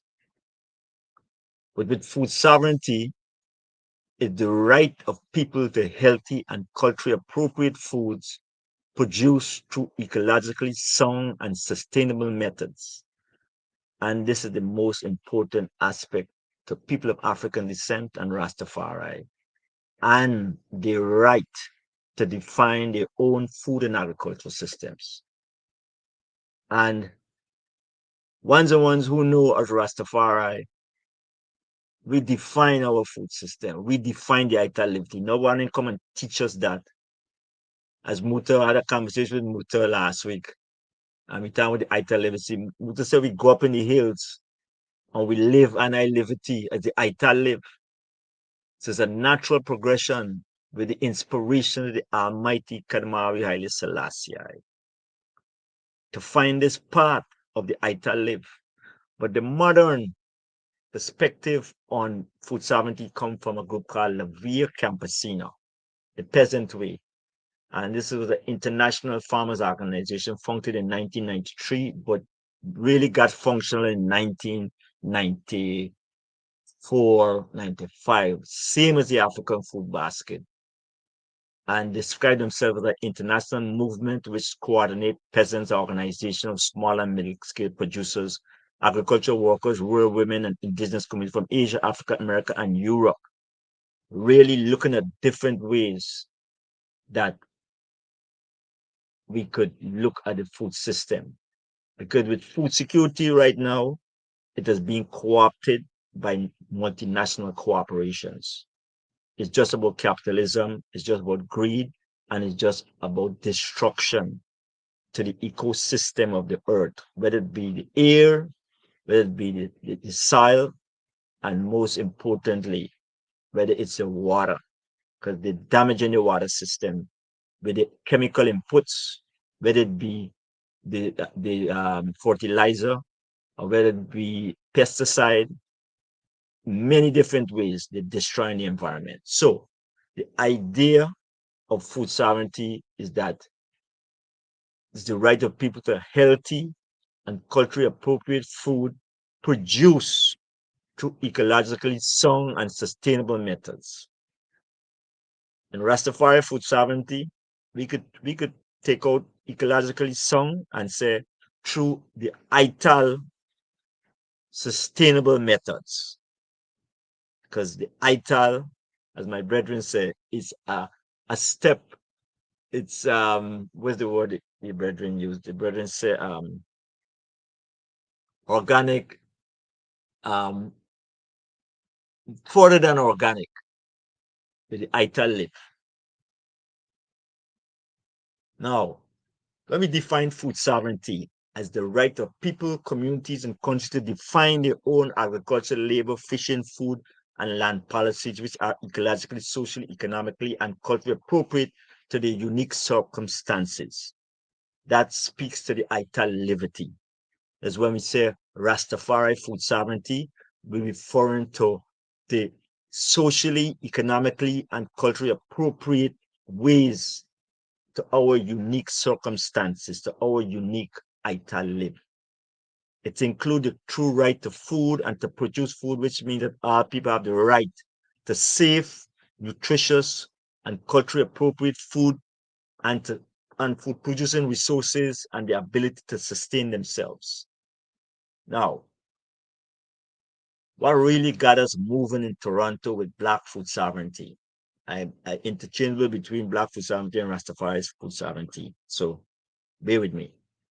When these stats come out in 2017, which show that 36% of Black children in Canada live in food insecure households, and 12.4% of white children live in food insecure households. 36.6% of Black children live in food insecure households in 2017. This got me thinking about the works that we've been doing with the African Food Basket for the last 20 something years in 2017. And I like to say this, much respect to my colleagues. And when I say my colleagues, it's mostly to my white colleagues who have been working in sustainable food systems in Toronto, across Canada, even in the US, about the work they do in the Black community. The reason why we question the work they're doing because the inequality with the development of household food insecurity, whether it be families or whether it be children, the stark difference of these two households is something that we know as people of African descent, we have to take the responsibility of our food insecurity to be more food secure. So in 2022, in just a couple of years, the food insecurity for Black children in Canada, one of the richest countries in the world. They say one of the G7 countries, they said that and all these billions of dollars. And nearly half the children, percentage of children in Canada live in food insecure households. It's now 47.7% of Black children live in food insecurity, in food insecure households in Canada, compared to 19% of white children. In this rich country, this country all is well. So what is food insecurity?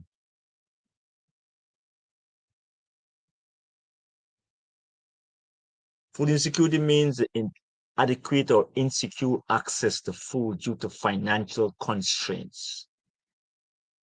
It is caused by poverty. The lower the household income, the higher the risk of food insecurity. Now, this comes from the city of Toronto Public Health. But food insecurity means inadequate or insecure access to food due to not just the financial constraints, because for the Black community, it's due to anti-Black racism in the food system. That's why we're so food insecure. We have the lowest income, we have the less resources. Right now, Black farmers balling for resources. Black farmers need support so they could grow our country-specific foods, so we could be able to feed our communities more. So, the solution, Black food sovereignty.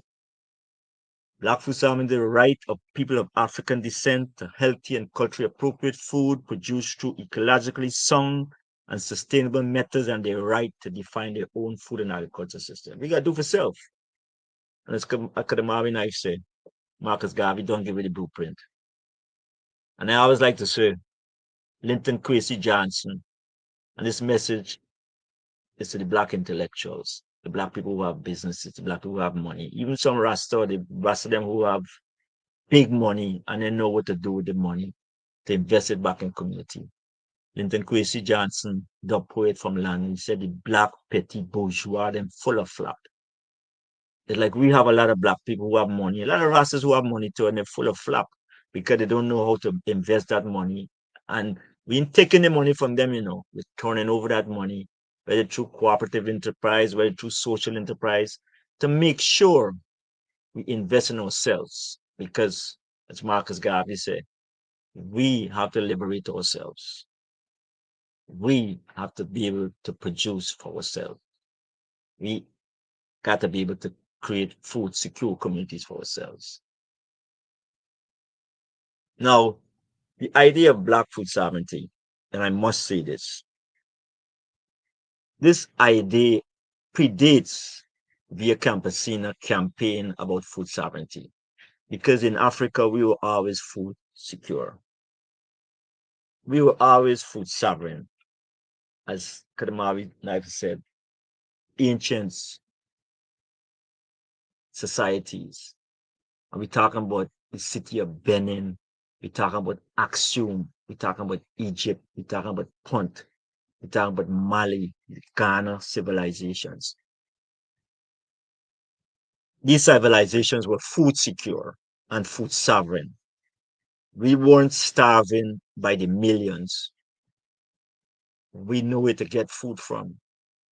And we had the system in place of the governance, food for the people. We build the knowledge and the skills necessary. Okay. We have the right governance, and we had it going.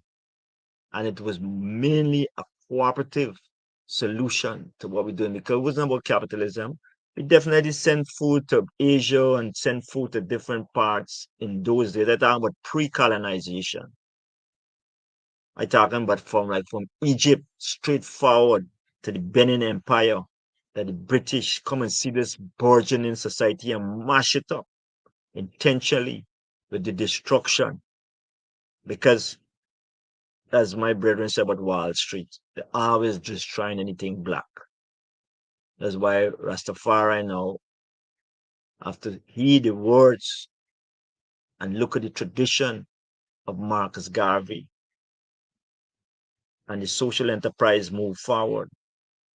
But we also have to look at the Ethiopian tradition of food sovereignty as an empire that was being untouched, mostly from the evil of colonization and colonialism. His Majesty said we have to have cooperative enterprise. We have to. We have to become a new race, and we have to be intentional about this. We have to develop and look forward to pinnacle and see what Howell was doing, see what the Gong was doing, because we can't live the same way. So with Black Food Sovereignty, we carried a campaign where we start the first step forward. We meet with community. We had conferences, 2 community conversations. That was in 2019, and in 2020, yeah, you know what's happening. COVID. We continue meeting online.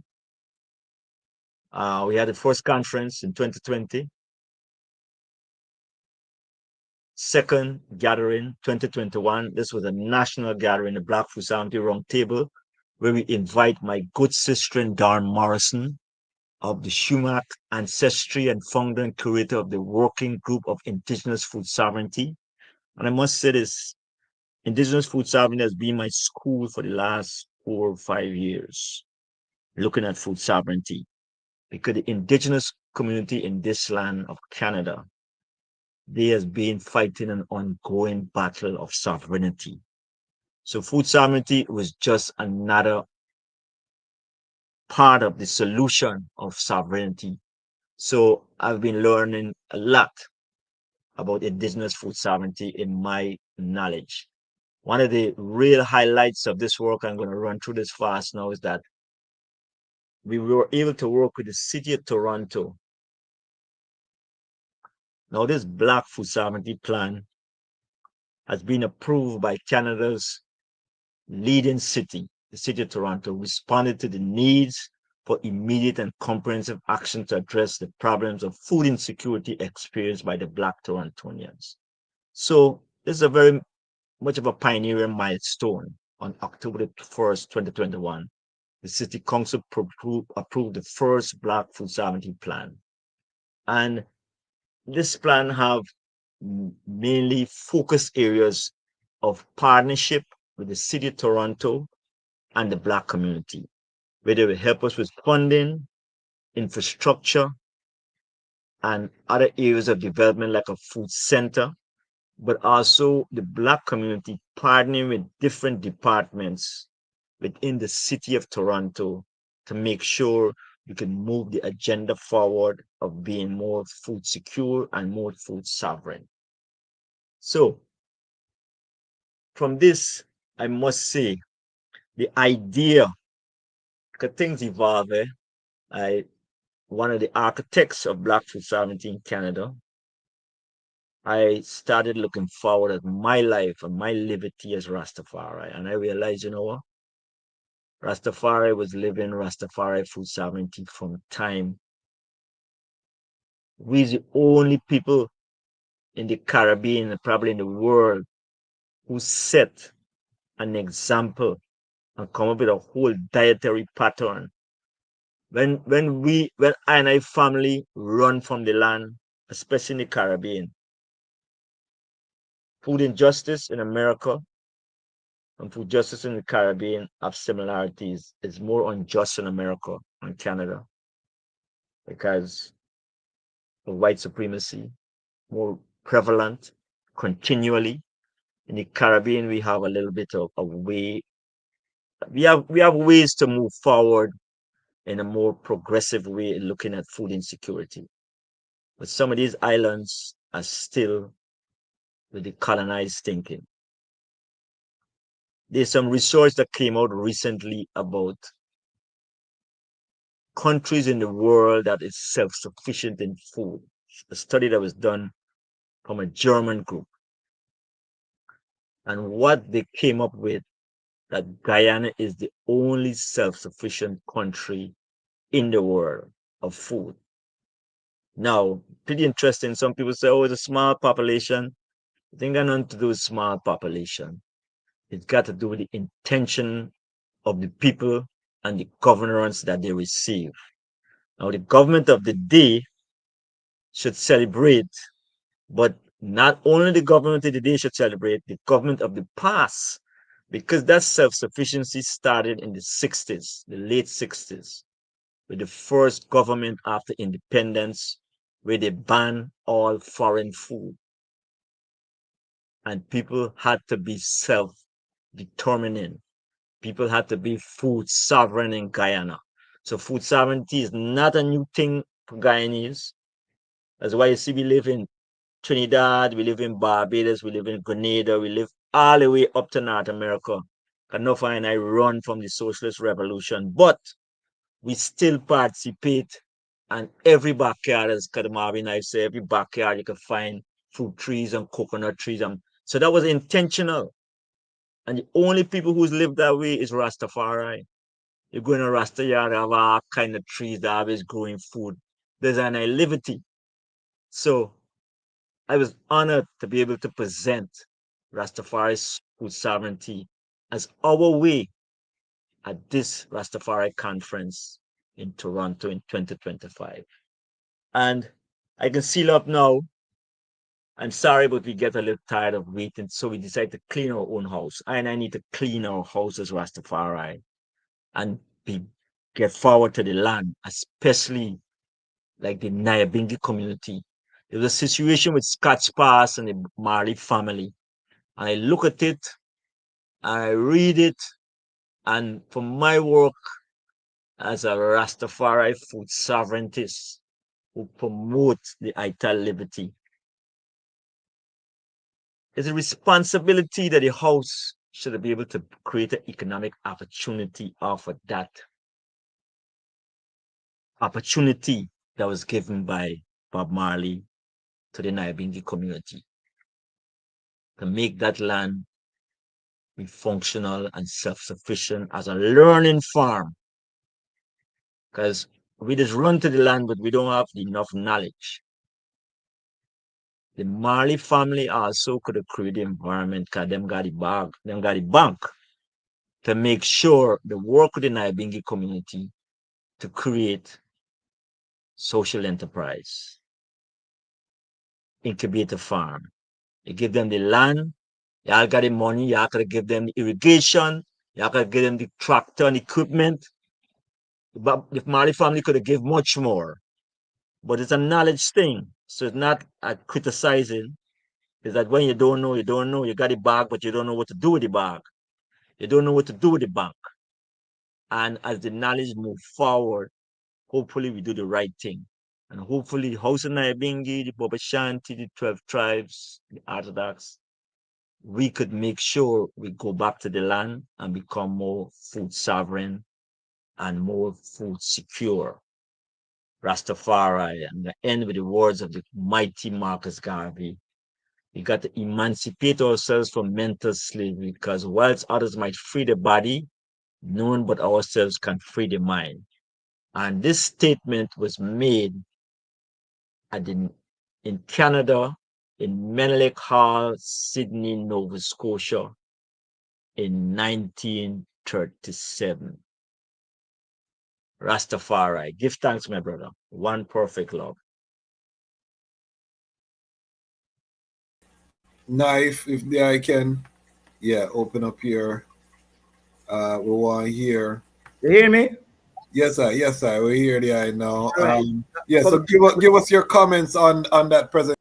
Yeah, man. I love full and so I wouldn't know, but I youngest son is actually from Guyana. Seeing in my hiker. So the first presentation I made surrounding ganja as an enterprise, as a social enterprise model, was at the University of Guyana.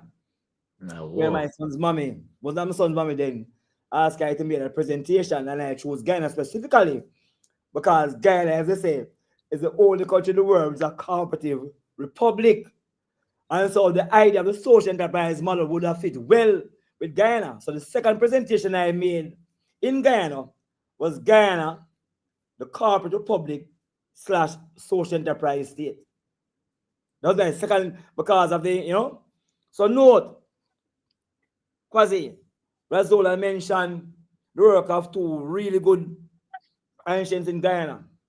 She's Forbes Burnham and Chelly Jagan, and spoke about what you call social democratic states. And if you look at the Human Development Index, the countries that are ranked with the highest human development indices in the world are those who are considered to be social democratic states, which means that when they have democracy, they apply a socialist model to development where the states get a lot of revenue and ensure that the public goods are really financed properly. So you have about Switzerland and some of the Nordic countries. See?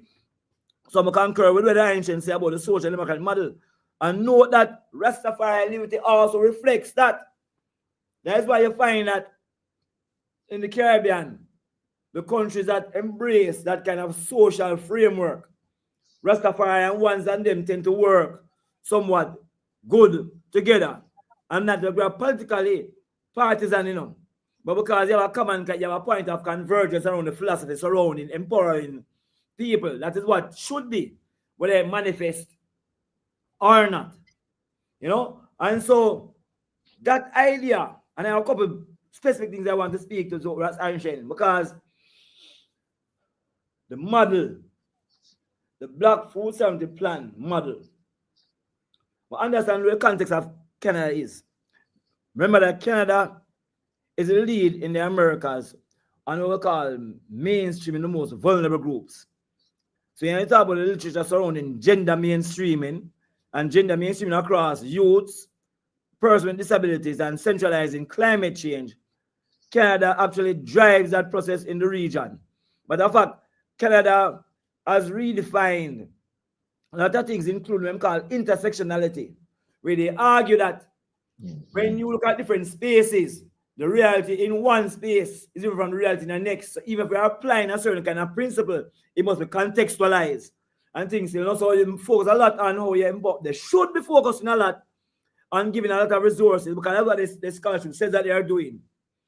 A lot of resources to indigenous people, which is a key focal point of them, vulnerable groups, as you mentioned, Black African descendants within Canada.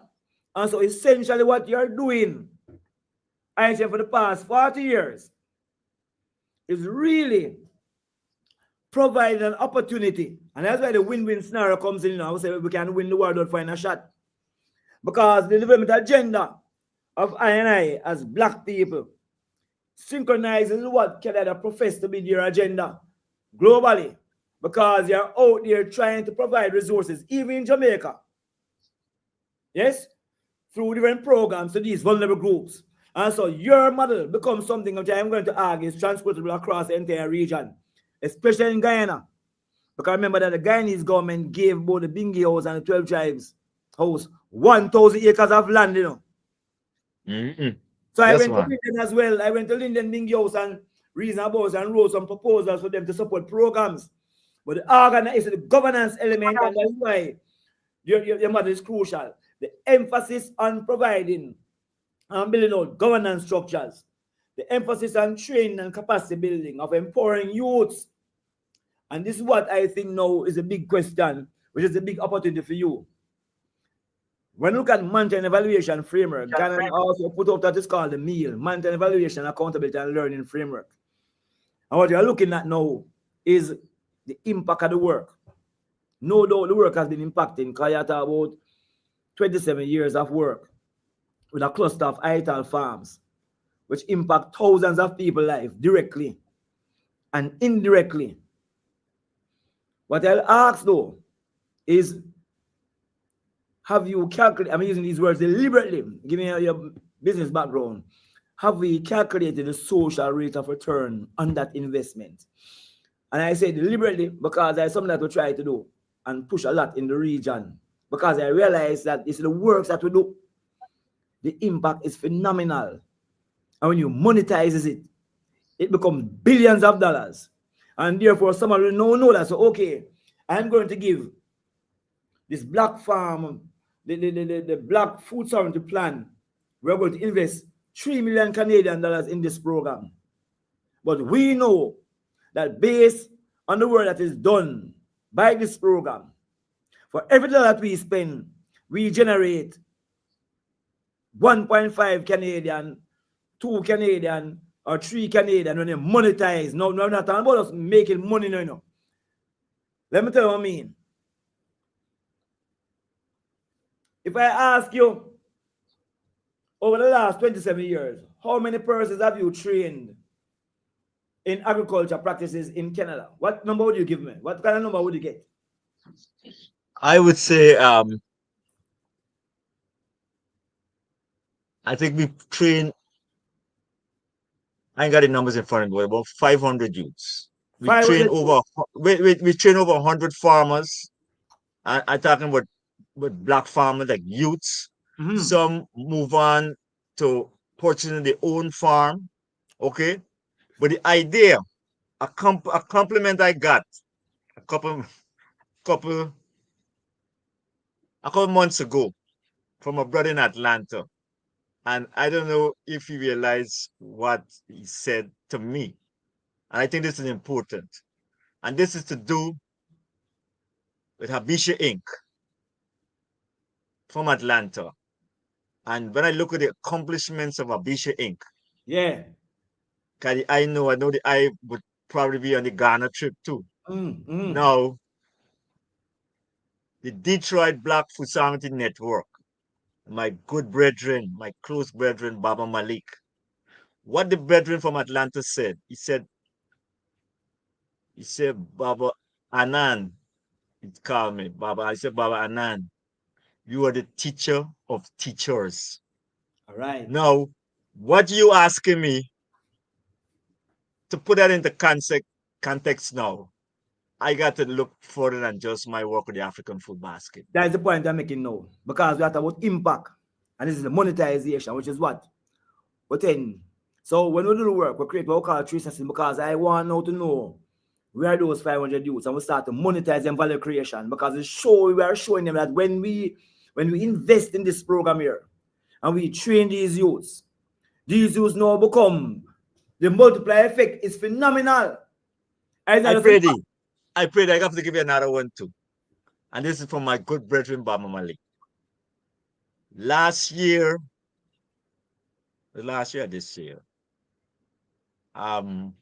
it's getting old, so kind of,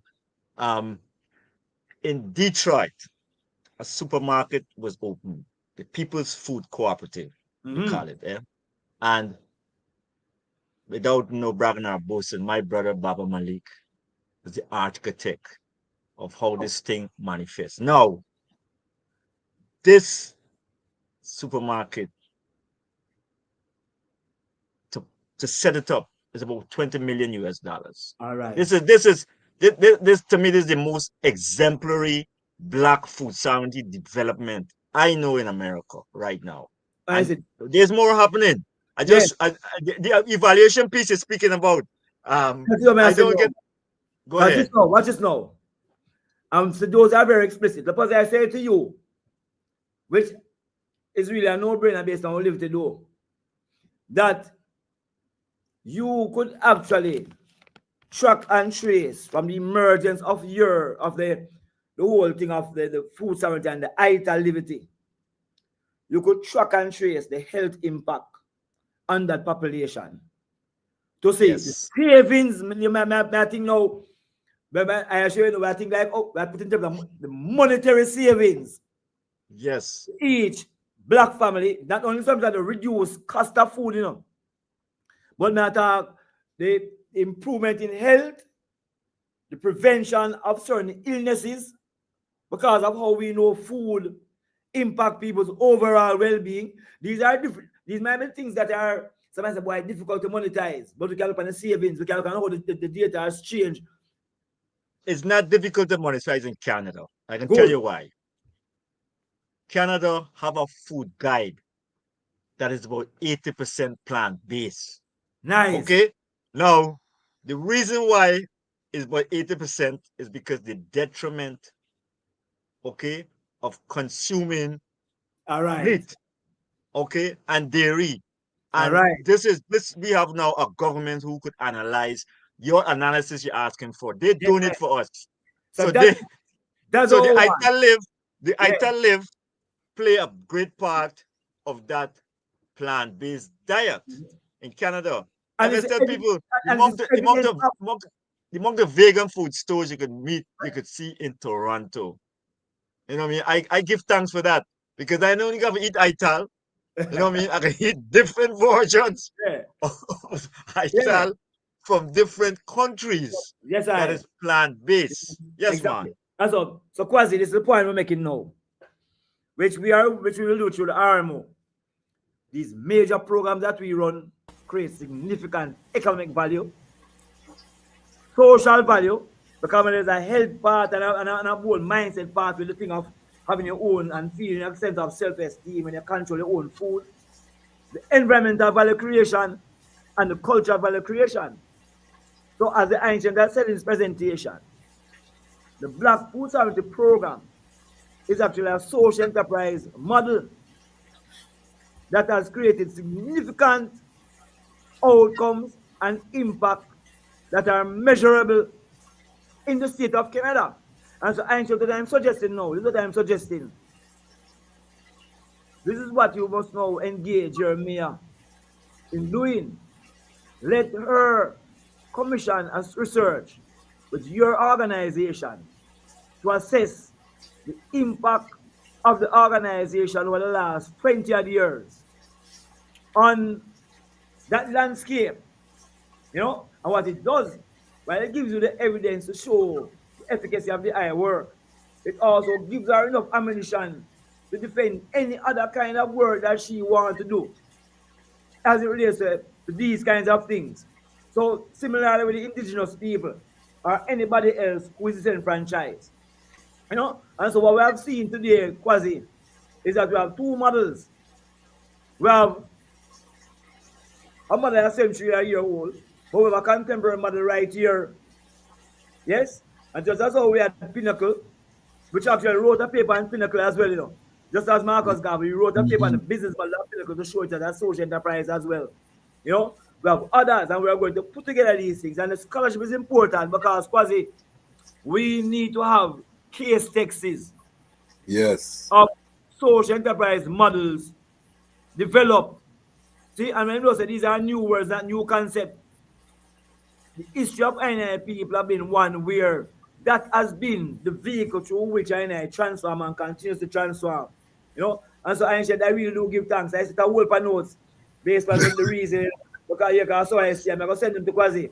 Because I have things we call the entrepreneurship process to show you your model reflect the entrepreneurship process, which is a thing I use in university, from the idea to identify the opportunity, develop what the concept is, to identify the resources that are required, access the resources, to implement and manage and to harvest the venture.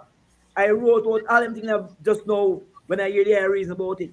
I said, this is what people need to know. How do you, the ideation phase, how do you come to the idea? How do you know that opportunity exists? And we could sit and reason about this and write it up as is. So You show this is something that we can say follows not just I philosophy, which is crucial. But you can't tell me so we're not a model and go adapt some other guy models because I've seen the model of Yes. Marcus Garvey. And Yes. I continue to see the models, living models of these things manifesting today.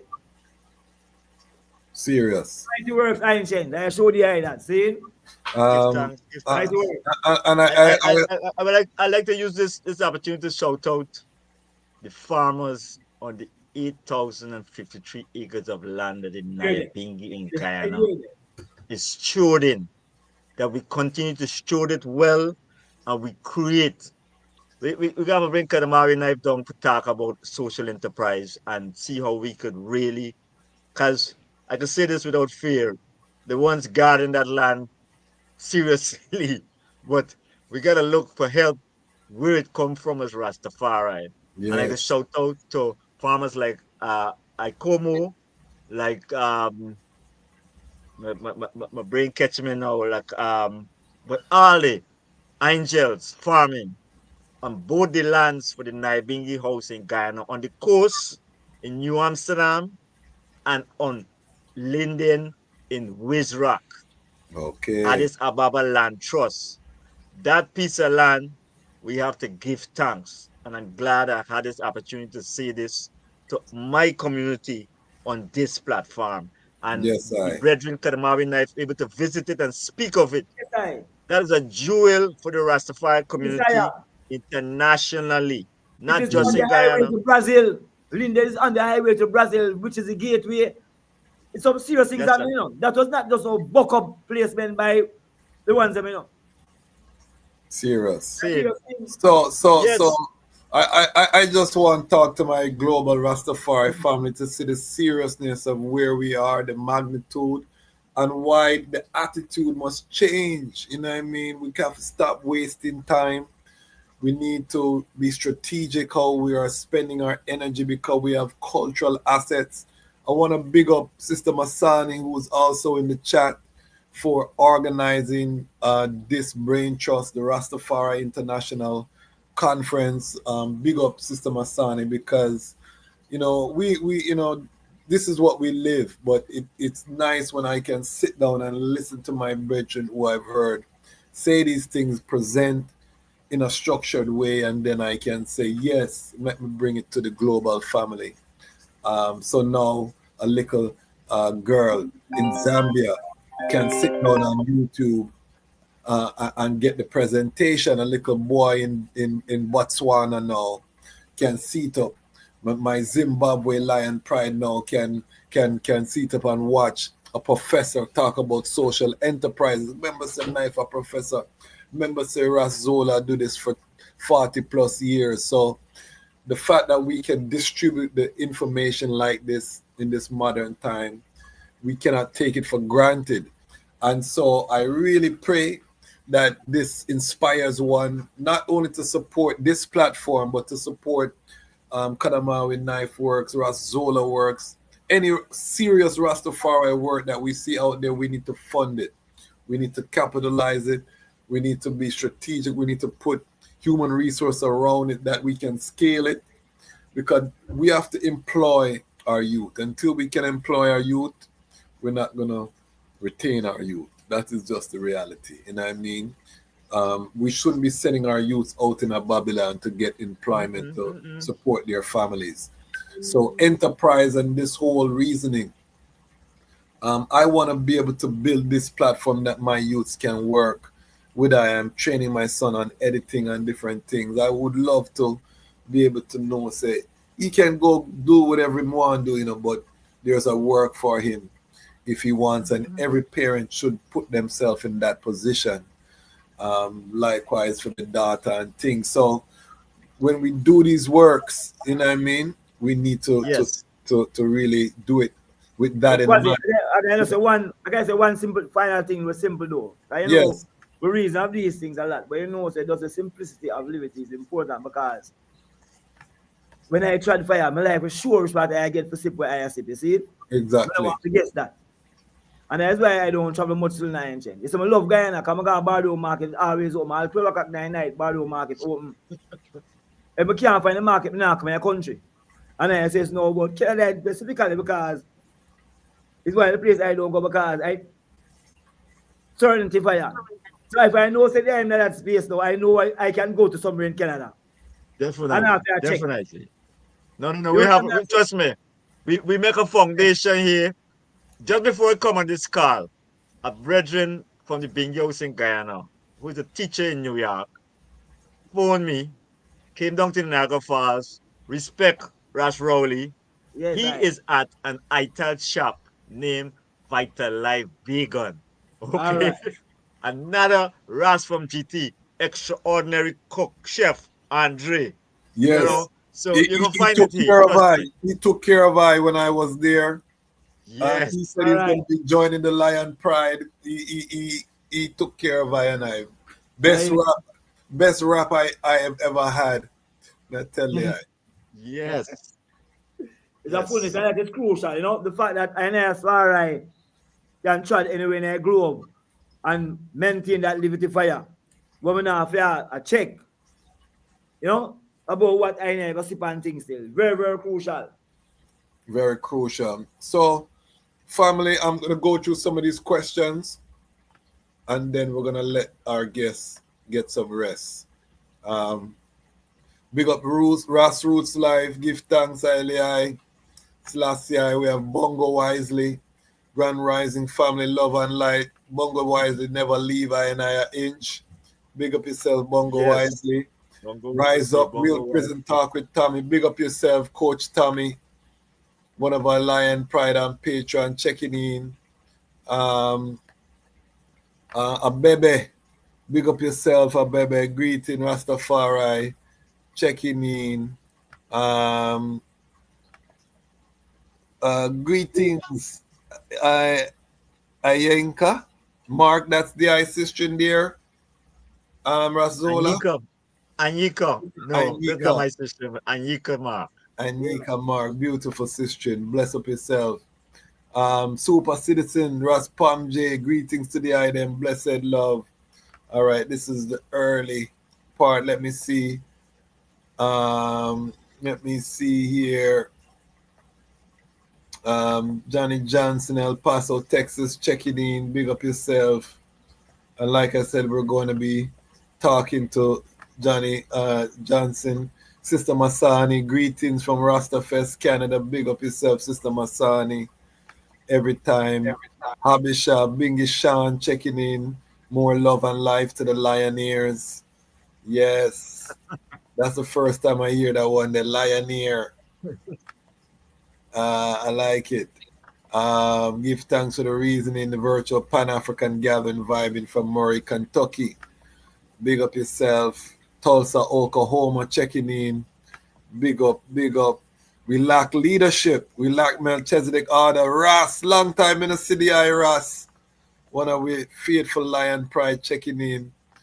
What Ras say? Ras say, we lack spiritual power. We lack discipline and righteousness. We lack a priest like King Emmanuel. Ras will block them sound there. Ras now left the fire inch. Bless up yourself, Ras. Ital is vital, yes. The more we spend with ourselves alone, the more we realize our godly qualities. Ras Nimba, one of our Africa family. Xavier is a Masgan, yes indeed. We need to have more discussion around and about social economic development of our people. We must also recognize the structure and format need to use. Mabel Stewart, greetings. Perfect love, health, strength, and unity, guidance, and eternal life. Hailing from Grenada. Bless up yourself. Many nations globally have erected statues, names, schools, streets, institutions in the name of Outback Phoenix political philosopher, prophet, Honorable Marcus Garvey. Yes. Okay, first actual question. How would I begin the process of growing natural business socially and economically in individual communities to help the growth of Rastafari globally? The item can take this question here. All right, what you know? Like I said, how would I begin the process of growing natural businesses socially? I'm like the word, the process. Everybody live in a particular context, you know. So some of the time where I tell people, look and see what's really your asset. The asset mapping, the resource mapping we are talking about, you know. So I can't ask the man who live by a seaside to do things that require land base. Resources. That's what I say. So you have to look at resource endowment. But again, a business you don't just run under a business because if you have a person good at service, there must be a need for that good at service. So in a sense, you kind of assess whether the need exists or not. It can be a state whereby somebody will produce it, but you can actually produce it better and more effective and more unique. So if Rastafari do it, a man produce food, but I produce ital food, which is different from the food that the next man actually producing. He might produce either, you know. But oh, I do it is still different because now an ital while female might be in the next kind of farm, you know. But once the need exists, you know, the question is, I mean, for a methodology, I made in terms of how we assess everything here. Is it feasible to get this thing here done? So you like to eat ital stew, and you like to put cheddar belly. So I put cheddar belly in the ital stew then, Ras Xola. See? And then, but in reality, you're the only one that like cheddar belly in the ital stew. Somebody not going to buy it. You know? So we have a real thing about these things. The feasibility of the thing. But if it's feasible, then we know so we can start to move out and things. The part of getting once together to get things done, again, also you have to understand your own local space. Because in some places, people take a time, depending on the trust level, to try to work together.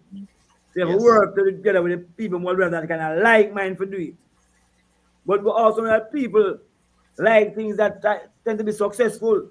So once they start with it and start to work, you'll get the buy-in from a larger population. Yes. So don't tell yourself, say, you're not going to start till you get 100 people. You have to start. When Marcus has started for him, he start from somewhere. I still don't have 100 people in the Patreon knife. I don't have 100 yet. All right. You have to start somewhere. You have to start. That's right. And you have to be consistent. Yes, sir. I would say to the question, I like to win the small battles. Yes. And the person speak to globally, but it's good to really practice locally. I have a saying from Jamaica. Practice you have to learn to dance a yard before you dance abroad. Yes. Now, the global thing have its challenges, but setting up an institution, I like to tell you want to make sure you can set up an institution, a functional institution, with a board of directors, with the executive director, and you got your team. You know what I mean? Shout out to my program manager, Lisa Medin. You know, much respect for the works as a Rastafari. Now, when you win the local battles and the local institution, it's easier to do the global. But as Kadamabi said, you got to make sure that you have a good team around you. You know what I mean? And like with my experience working in an institution, the biggest job and the most work is managing people. Farming is easy. A lot of them other stuff easy, you know, at least for me. But you see, human resources, dealing with human resources, dealing with people, that's what we got to focus on to make sure we got the resources to balance how we manage people. You know what I mean? As I said earlier, especially Ras community, they have a lot of talkers, a lot of philosophers who just talk, how to do this, how to do that, and they ain't doing nothing, you know. These people who talking don't have no track record of nothing. Yeah. These are the people I hate to be on a reason with. They're going to chant Bible, they're going to chant this, they're going to chant that, but they ain't doing nothing. They ain't got nothing to show but the words. So, which is what happened. What is important? That's what happened with the land in Porus. Please continue. Yes. The thing about it is that I want to see works. See, if you say something, especially people who say we should do this. If you say we should do this, you got to be the leader of doing this. Yes. Don't say we should do this and you can't fulfill it. That We is don't a want fire. empty words. That is a fire. Promises, That is a fire. promises is a comfort to fools. We don't want to be comforted. We want the real deal. Yeah. Practice what you preach. You can preach it. And the reason why I could say this is because I go out and defend this. I wake up every morning thinking about going to the farm. Not now, when I was into the farming. Now it's more in the tradition of preaching the gospel of black food sovereignty. And now Rastafari food sovereignty. But when I was managing the farms, I getting up every day with the intention of going to that farm and do something. Joe. I know I'm going to talk about it, you know. Joe. That's why people know I just post a lot of stuff of what I doing to know it's a works thing, it's not a talking thing. Yes, yes, yes. There's something that I learned, Quasi, which I repeat consistently from my first youth mommy. And she said that throwing a seed in a garbage bin is like having an abortion. Hot. See, and so, and that is 27, that's over 20 years ago I learned that. And from that, I never threw a seed in a garbage bin yet. I find everywhere I live, beer fruit tree grow.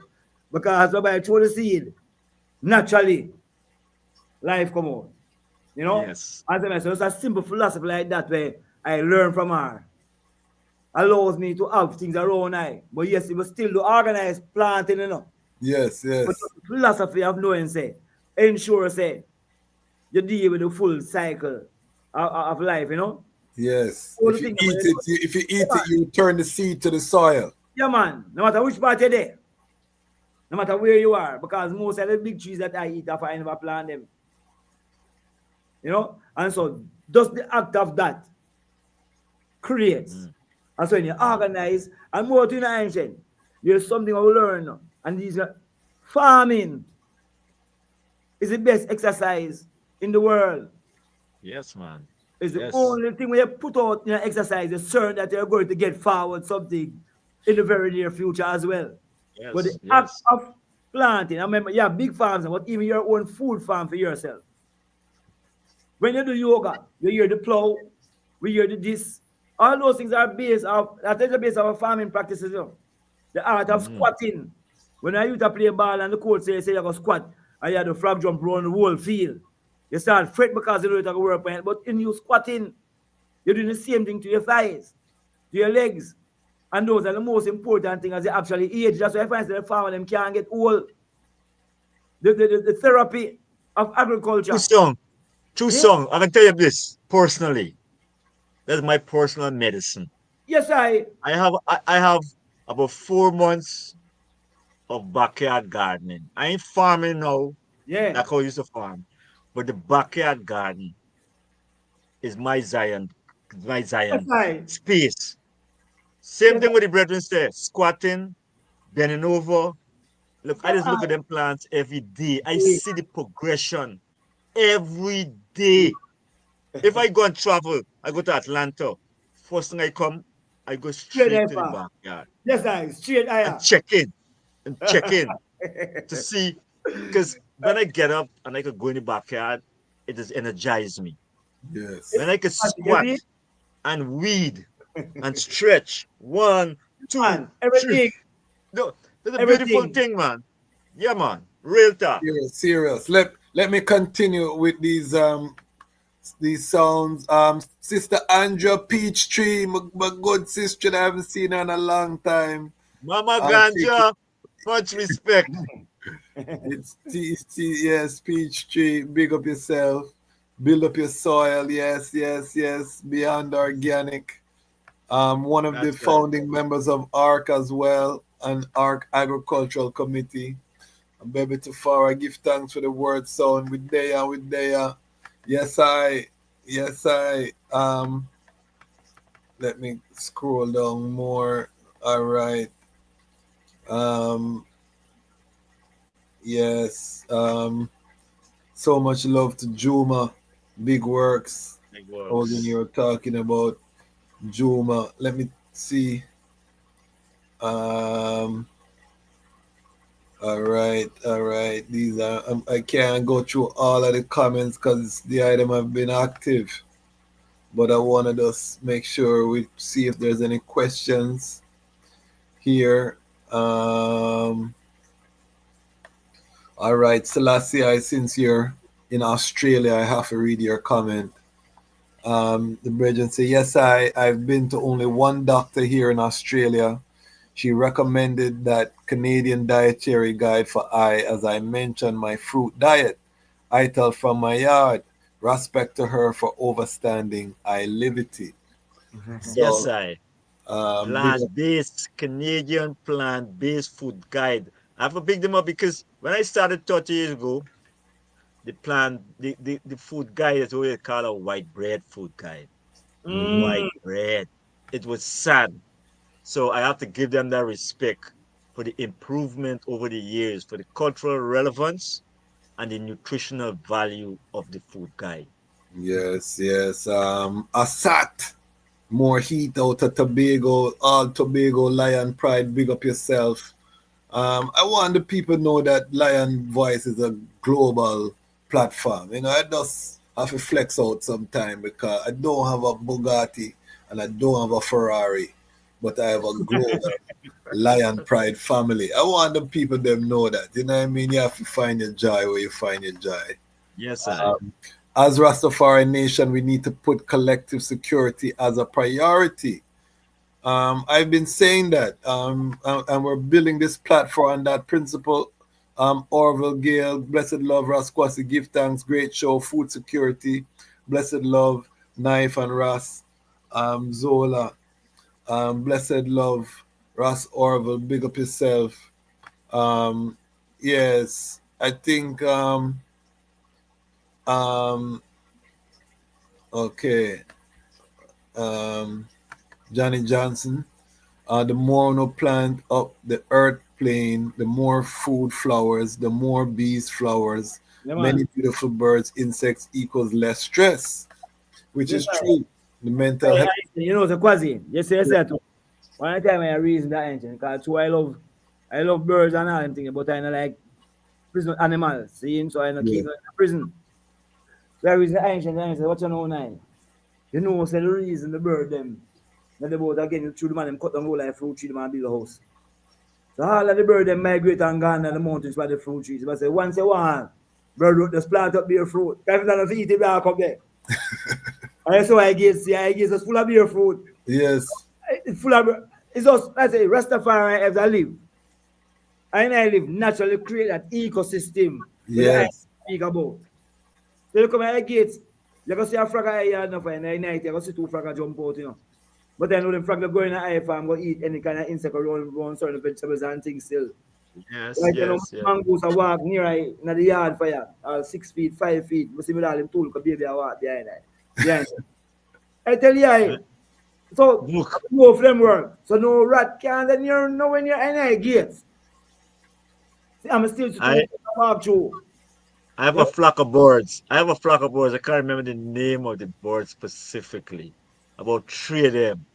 They just tend my garden. Consistently. Slugs. And they just come like they don't these days they don't even worry me.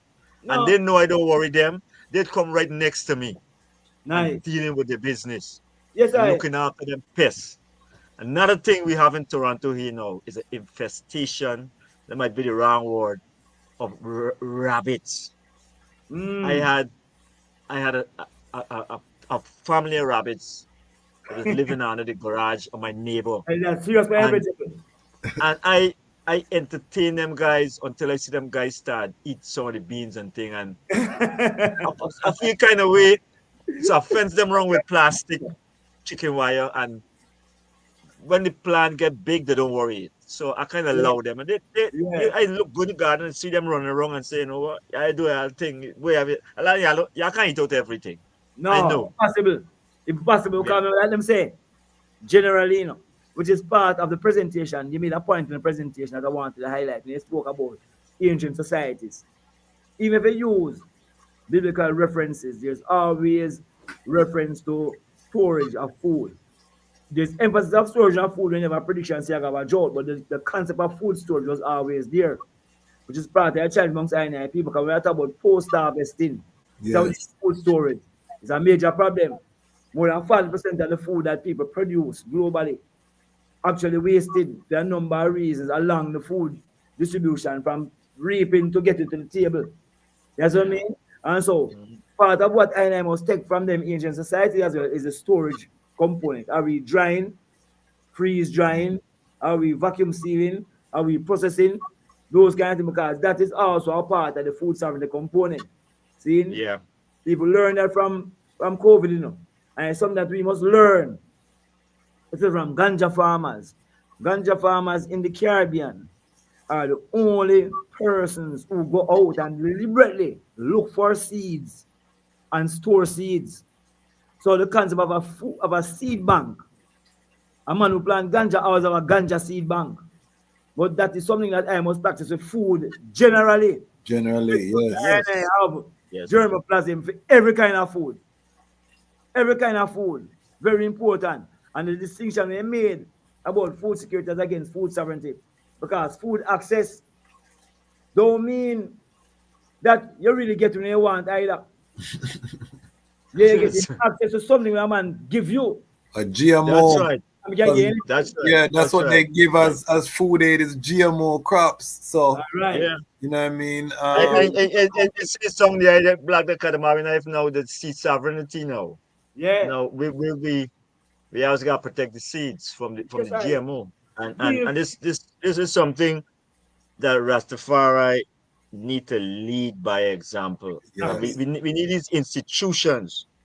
That's why the man with born, the Pope and the man with born Rome.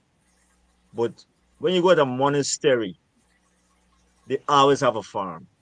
They always have the goods. They do a lot of things that themselves fire. Them do everything. Yeah. That's right. Is that government in our government? A government in a government. So with I we can't, well, like the saying, I can't throw the baby with the bath water. And you could see it in Ethiopia too. You know, with the monasteries, there's the examples for like the Bengi grounds and them, so that you know we have the farm functioning. Yeah. Okay. We have a functioning farm. We have storage. I created. I know I created a plan for the Bingi house, Ras Xola. There I read the plan. There I know the. Yes, that's right. That's right. Based around. And if you know, I feel that planning, really get a chance to get. We're gonna fund it. We're gonna fund it. Don't worry. That's why we're building the Lion Voice Network. You know, because we're gonna fund. We're gonna build everything. We're gonna fund everything. We have the land. We have the most important thing. We have the land. All right, I'm going to give everyone a chance. Knife, say your final sound, and then we let the elder seal us up. Yes, I reason a lot about Marcus today, but I want to seal up.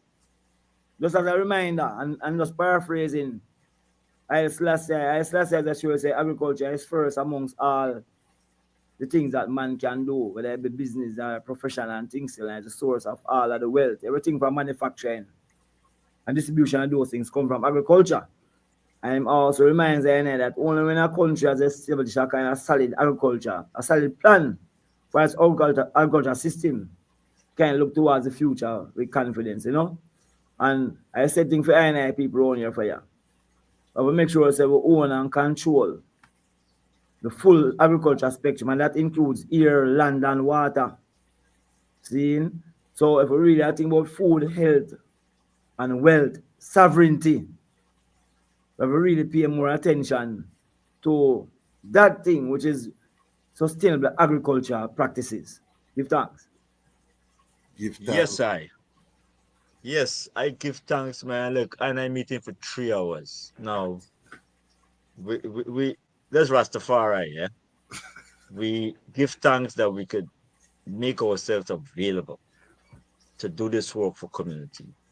And I like to put out a shout for Lion Talk. We have to build our institutions. And I'm glad that it's a global institution. So I give thanks for that. I give thanks to the Almighty for giving us the help and strength that we could continue to do this work and encourage community. I want to encourage the idea of Rastafari Food Sovereignty. We're building our own system. We have it in place. We identify it.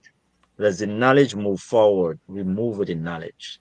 so we could have conferences on Rastafari food sovereignty. Because when you want to look at the physical representation of Rastafari, other than the music and the stage, the economics of the Ital food stores, honor and respect to all the chefs of Ital food stores, like Chef Andre, like my brethren on Western Road, and the ones in Brooklyn, in New York, who holding up this Ital liberty. We don't talk about the Ital chefs in Guyana. Honor and respect to all the ones who live in this Ital liberty and holding it up. We have to have our conferences to speak to our development collectively. Very important. Once I want to feel it, not just talking, is we planning where we're going, as Marcus Garvey did in 1920 in New York, when he bring the millions together to have conversation on where we need to go.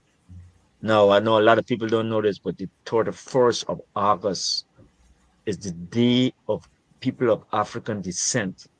And this idea came off of Marcus Garvey works. At that conference, I think it was in Harlem in 1920. This is a day we need to celebrate. We need to celebrate the identity of I and I as people of African descent, as Rastafari. I give thanks. Make a joyful noise unto Kadamari Haile Selassie Ali lands. Serve His Majesty with gladness. Come before His presence with singing. Know that Kadamari Haile Selassie is the Almighty. It is He that had made us and not we ourselves. We are His people and the sheep of His pasture. Enter into His gates with thanksgiving and into His courts with praise. Be thankful unto Him and bless His name. Haile I, Kadamari Haile Selassie and Empress Menen.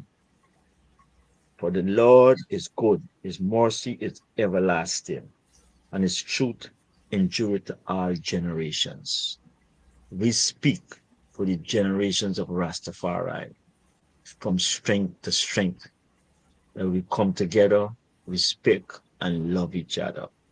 One perfect love. Give thanks. Masani Productions, Rastafari Conference, give thanks. We have to do this more often.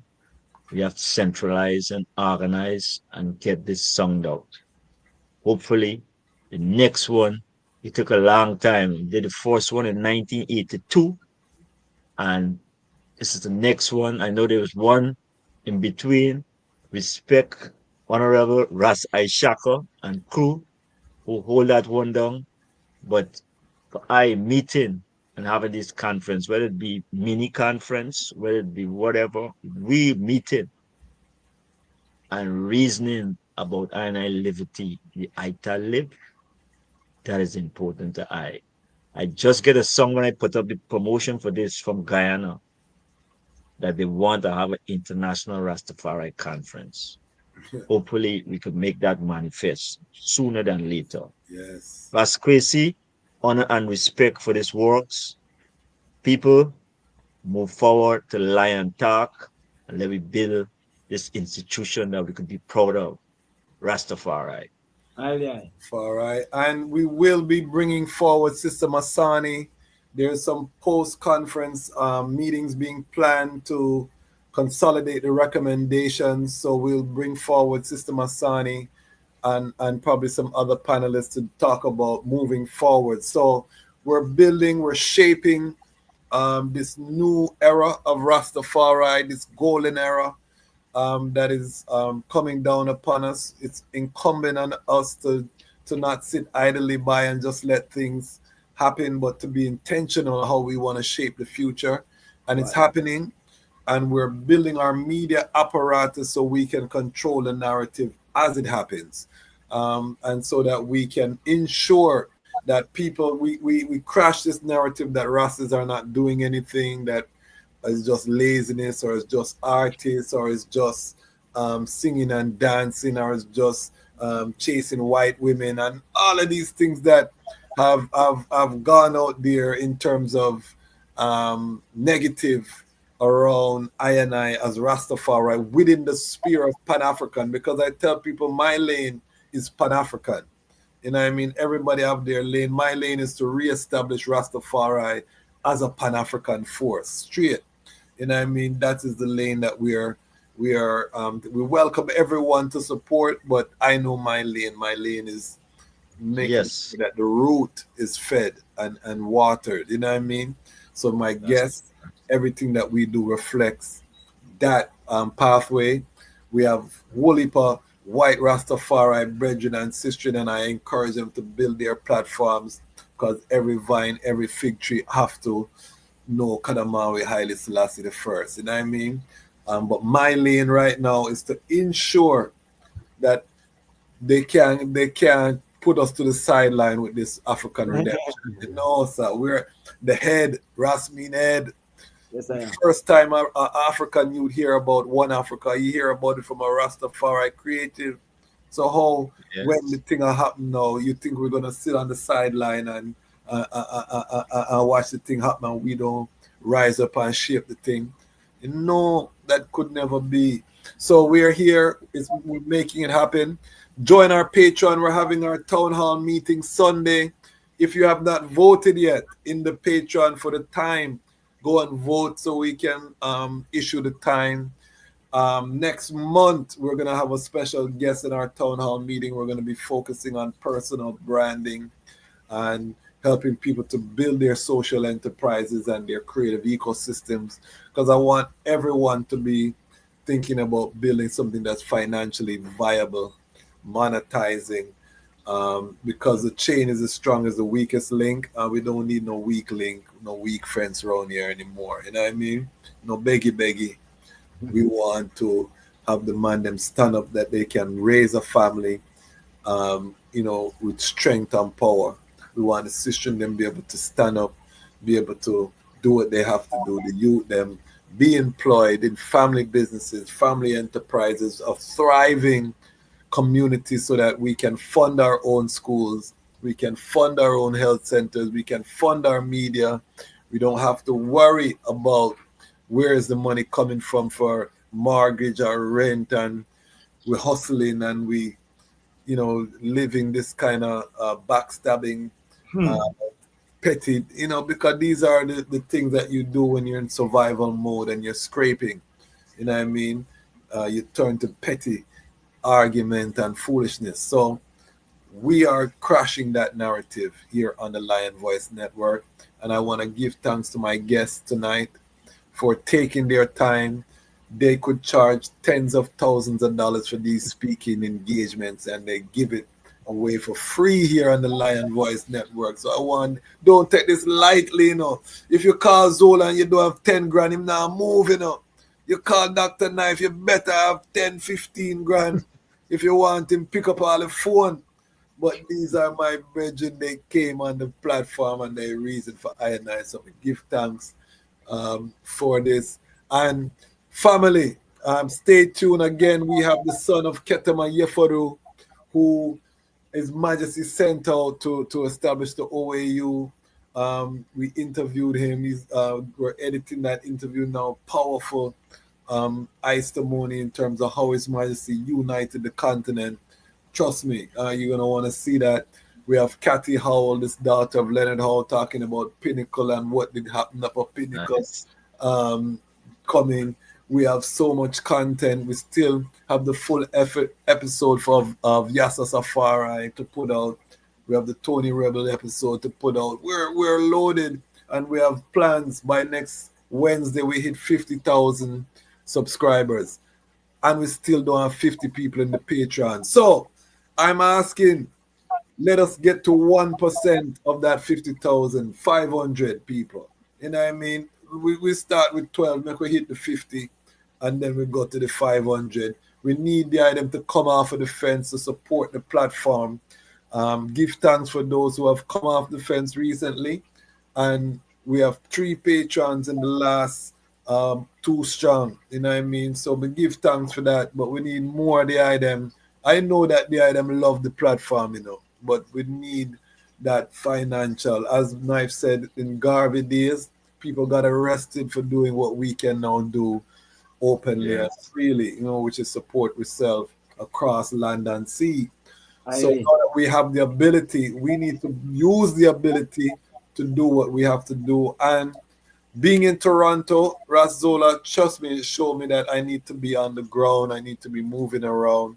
I need to be Yes. networking. I need to have a camera crew getting the footage and them thing that, hire local crews that can. You never get a chance to come to the farms, You see what I'm saying? Yeah, yeah. There's so much works that we could be covering as Rastafari media, but we have. But it's good to see you. Good to see you grow up in the neighborhood and you're in the neighborhood, Yes, a lot of people think that this is the North Pole, you know what I mean? But trust me, it's been in the last 3 weeks, we've been over 30 degrees centigrade. Yeah, hot. Hot like fire, like Guyana hot, Yes. GT hot up here in the north, So I give thanks, man. Yeah, man. So family, there you have it. And you know that we will not. Hold on. My producer's gone, so me kind of make a mistake. You know what time it is, family. And you know that the time has come for the Lions to tell our own story. And this is the Lion Voice. The time has come for Lions to tell our own story. Yes, you're listening to Lion's Voice. I is Rastafari chilling from the island of St. Croix.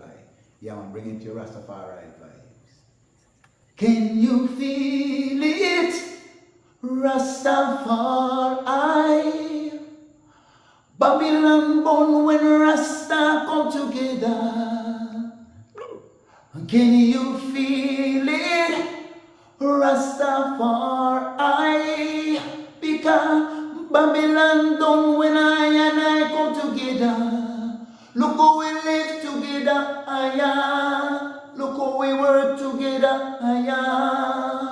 Whoa, Babylon done when Rasta come together. Hail I, Rastafari, His Majesty and Empress men in bless. Yeah man, hail him from St. Croix, Rastafari, hail you. Aye.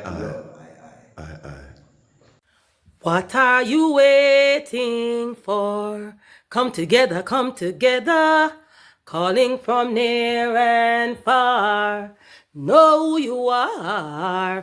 What are you waiting for? Rally up, it takes the dust. What are you waiting for? Ancestors paved the way for us. Yes, I am Ketis Oyonde, asking, what are you waiting for to come together? The time has come for the Lions to tell our own story. This is the Lion's Voice. Yeah, man. Greetings, Rastafari, Hail Emperor the King Selassie the First, the Perfect Balance Empress Menin. This is first man for Rastafari Indigenous Village, recognizing, accepting, promoting Lion Voice. Yes, the voice of Rastafari, speaking about Rastafari, educating Rastafari, preserving, protecting Rastafari. Give thanks. Aye, Rastafari, mighty. The fittest of the fittest shall survive. My people, open your eyes. Wake up. Blessed love, this is Queen Omega, representing for all lions and lionesses. With the Lion's Voice, we come to tell our story. Rastafari, live it. Hey, the Lion's Voice, Rastafari. Now drop your guard when it come to them, ya youth, yeah. Them fully guard up and them quick fi execute, yeah. Now drop your guard when it come to them, ya youth, yeah. The one will laugh, I'm same one of the shooter. Watching them, this is Rasta Jai representing for the Lion Voice Network. This is the time when the lion gets to tell our own story. Haile Selassie. I will never stop, hail the Most High, and I will never stop, call Rastafari. Blessed love, this is Cushite representing for the Lion's Voice. We are here to tell our own story, Rastafari. Greetings, this is Ras Xola.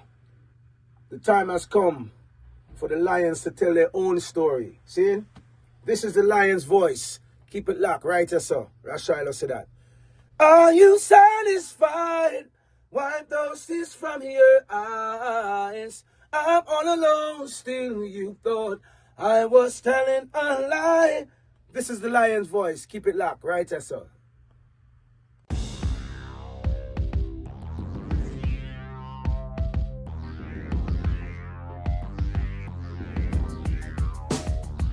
Well, Lion Voice, tell them that's the people first choice. Lion Voice, make the lioness them feel nice.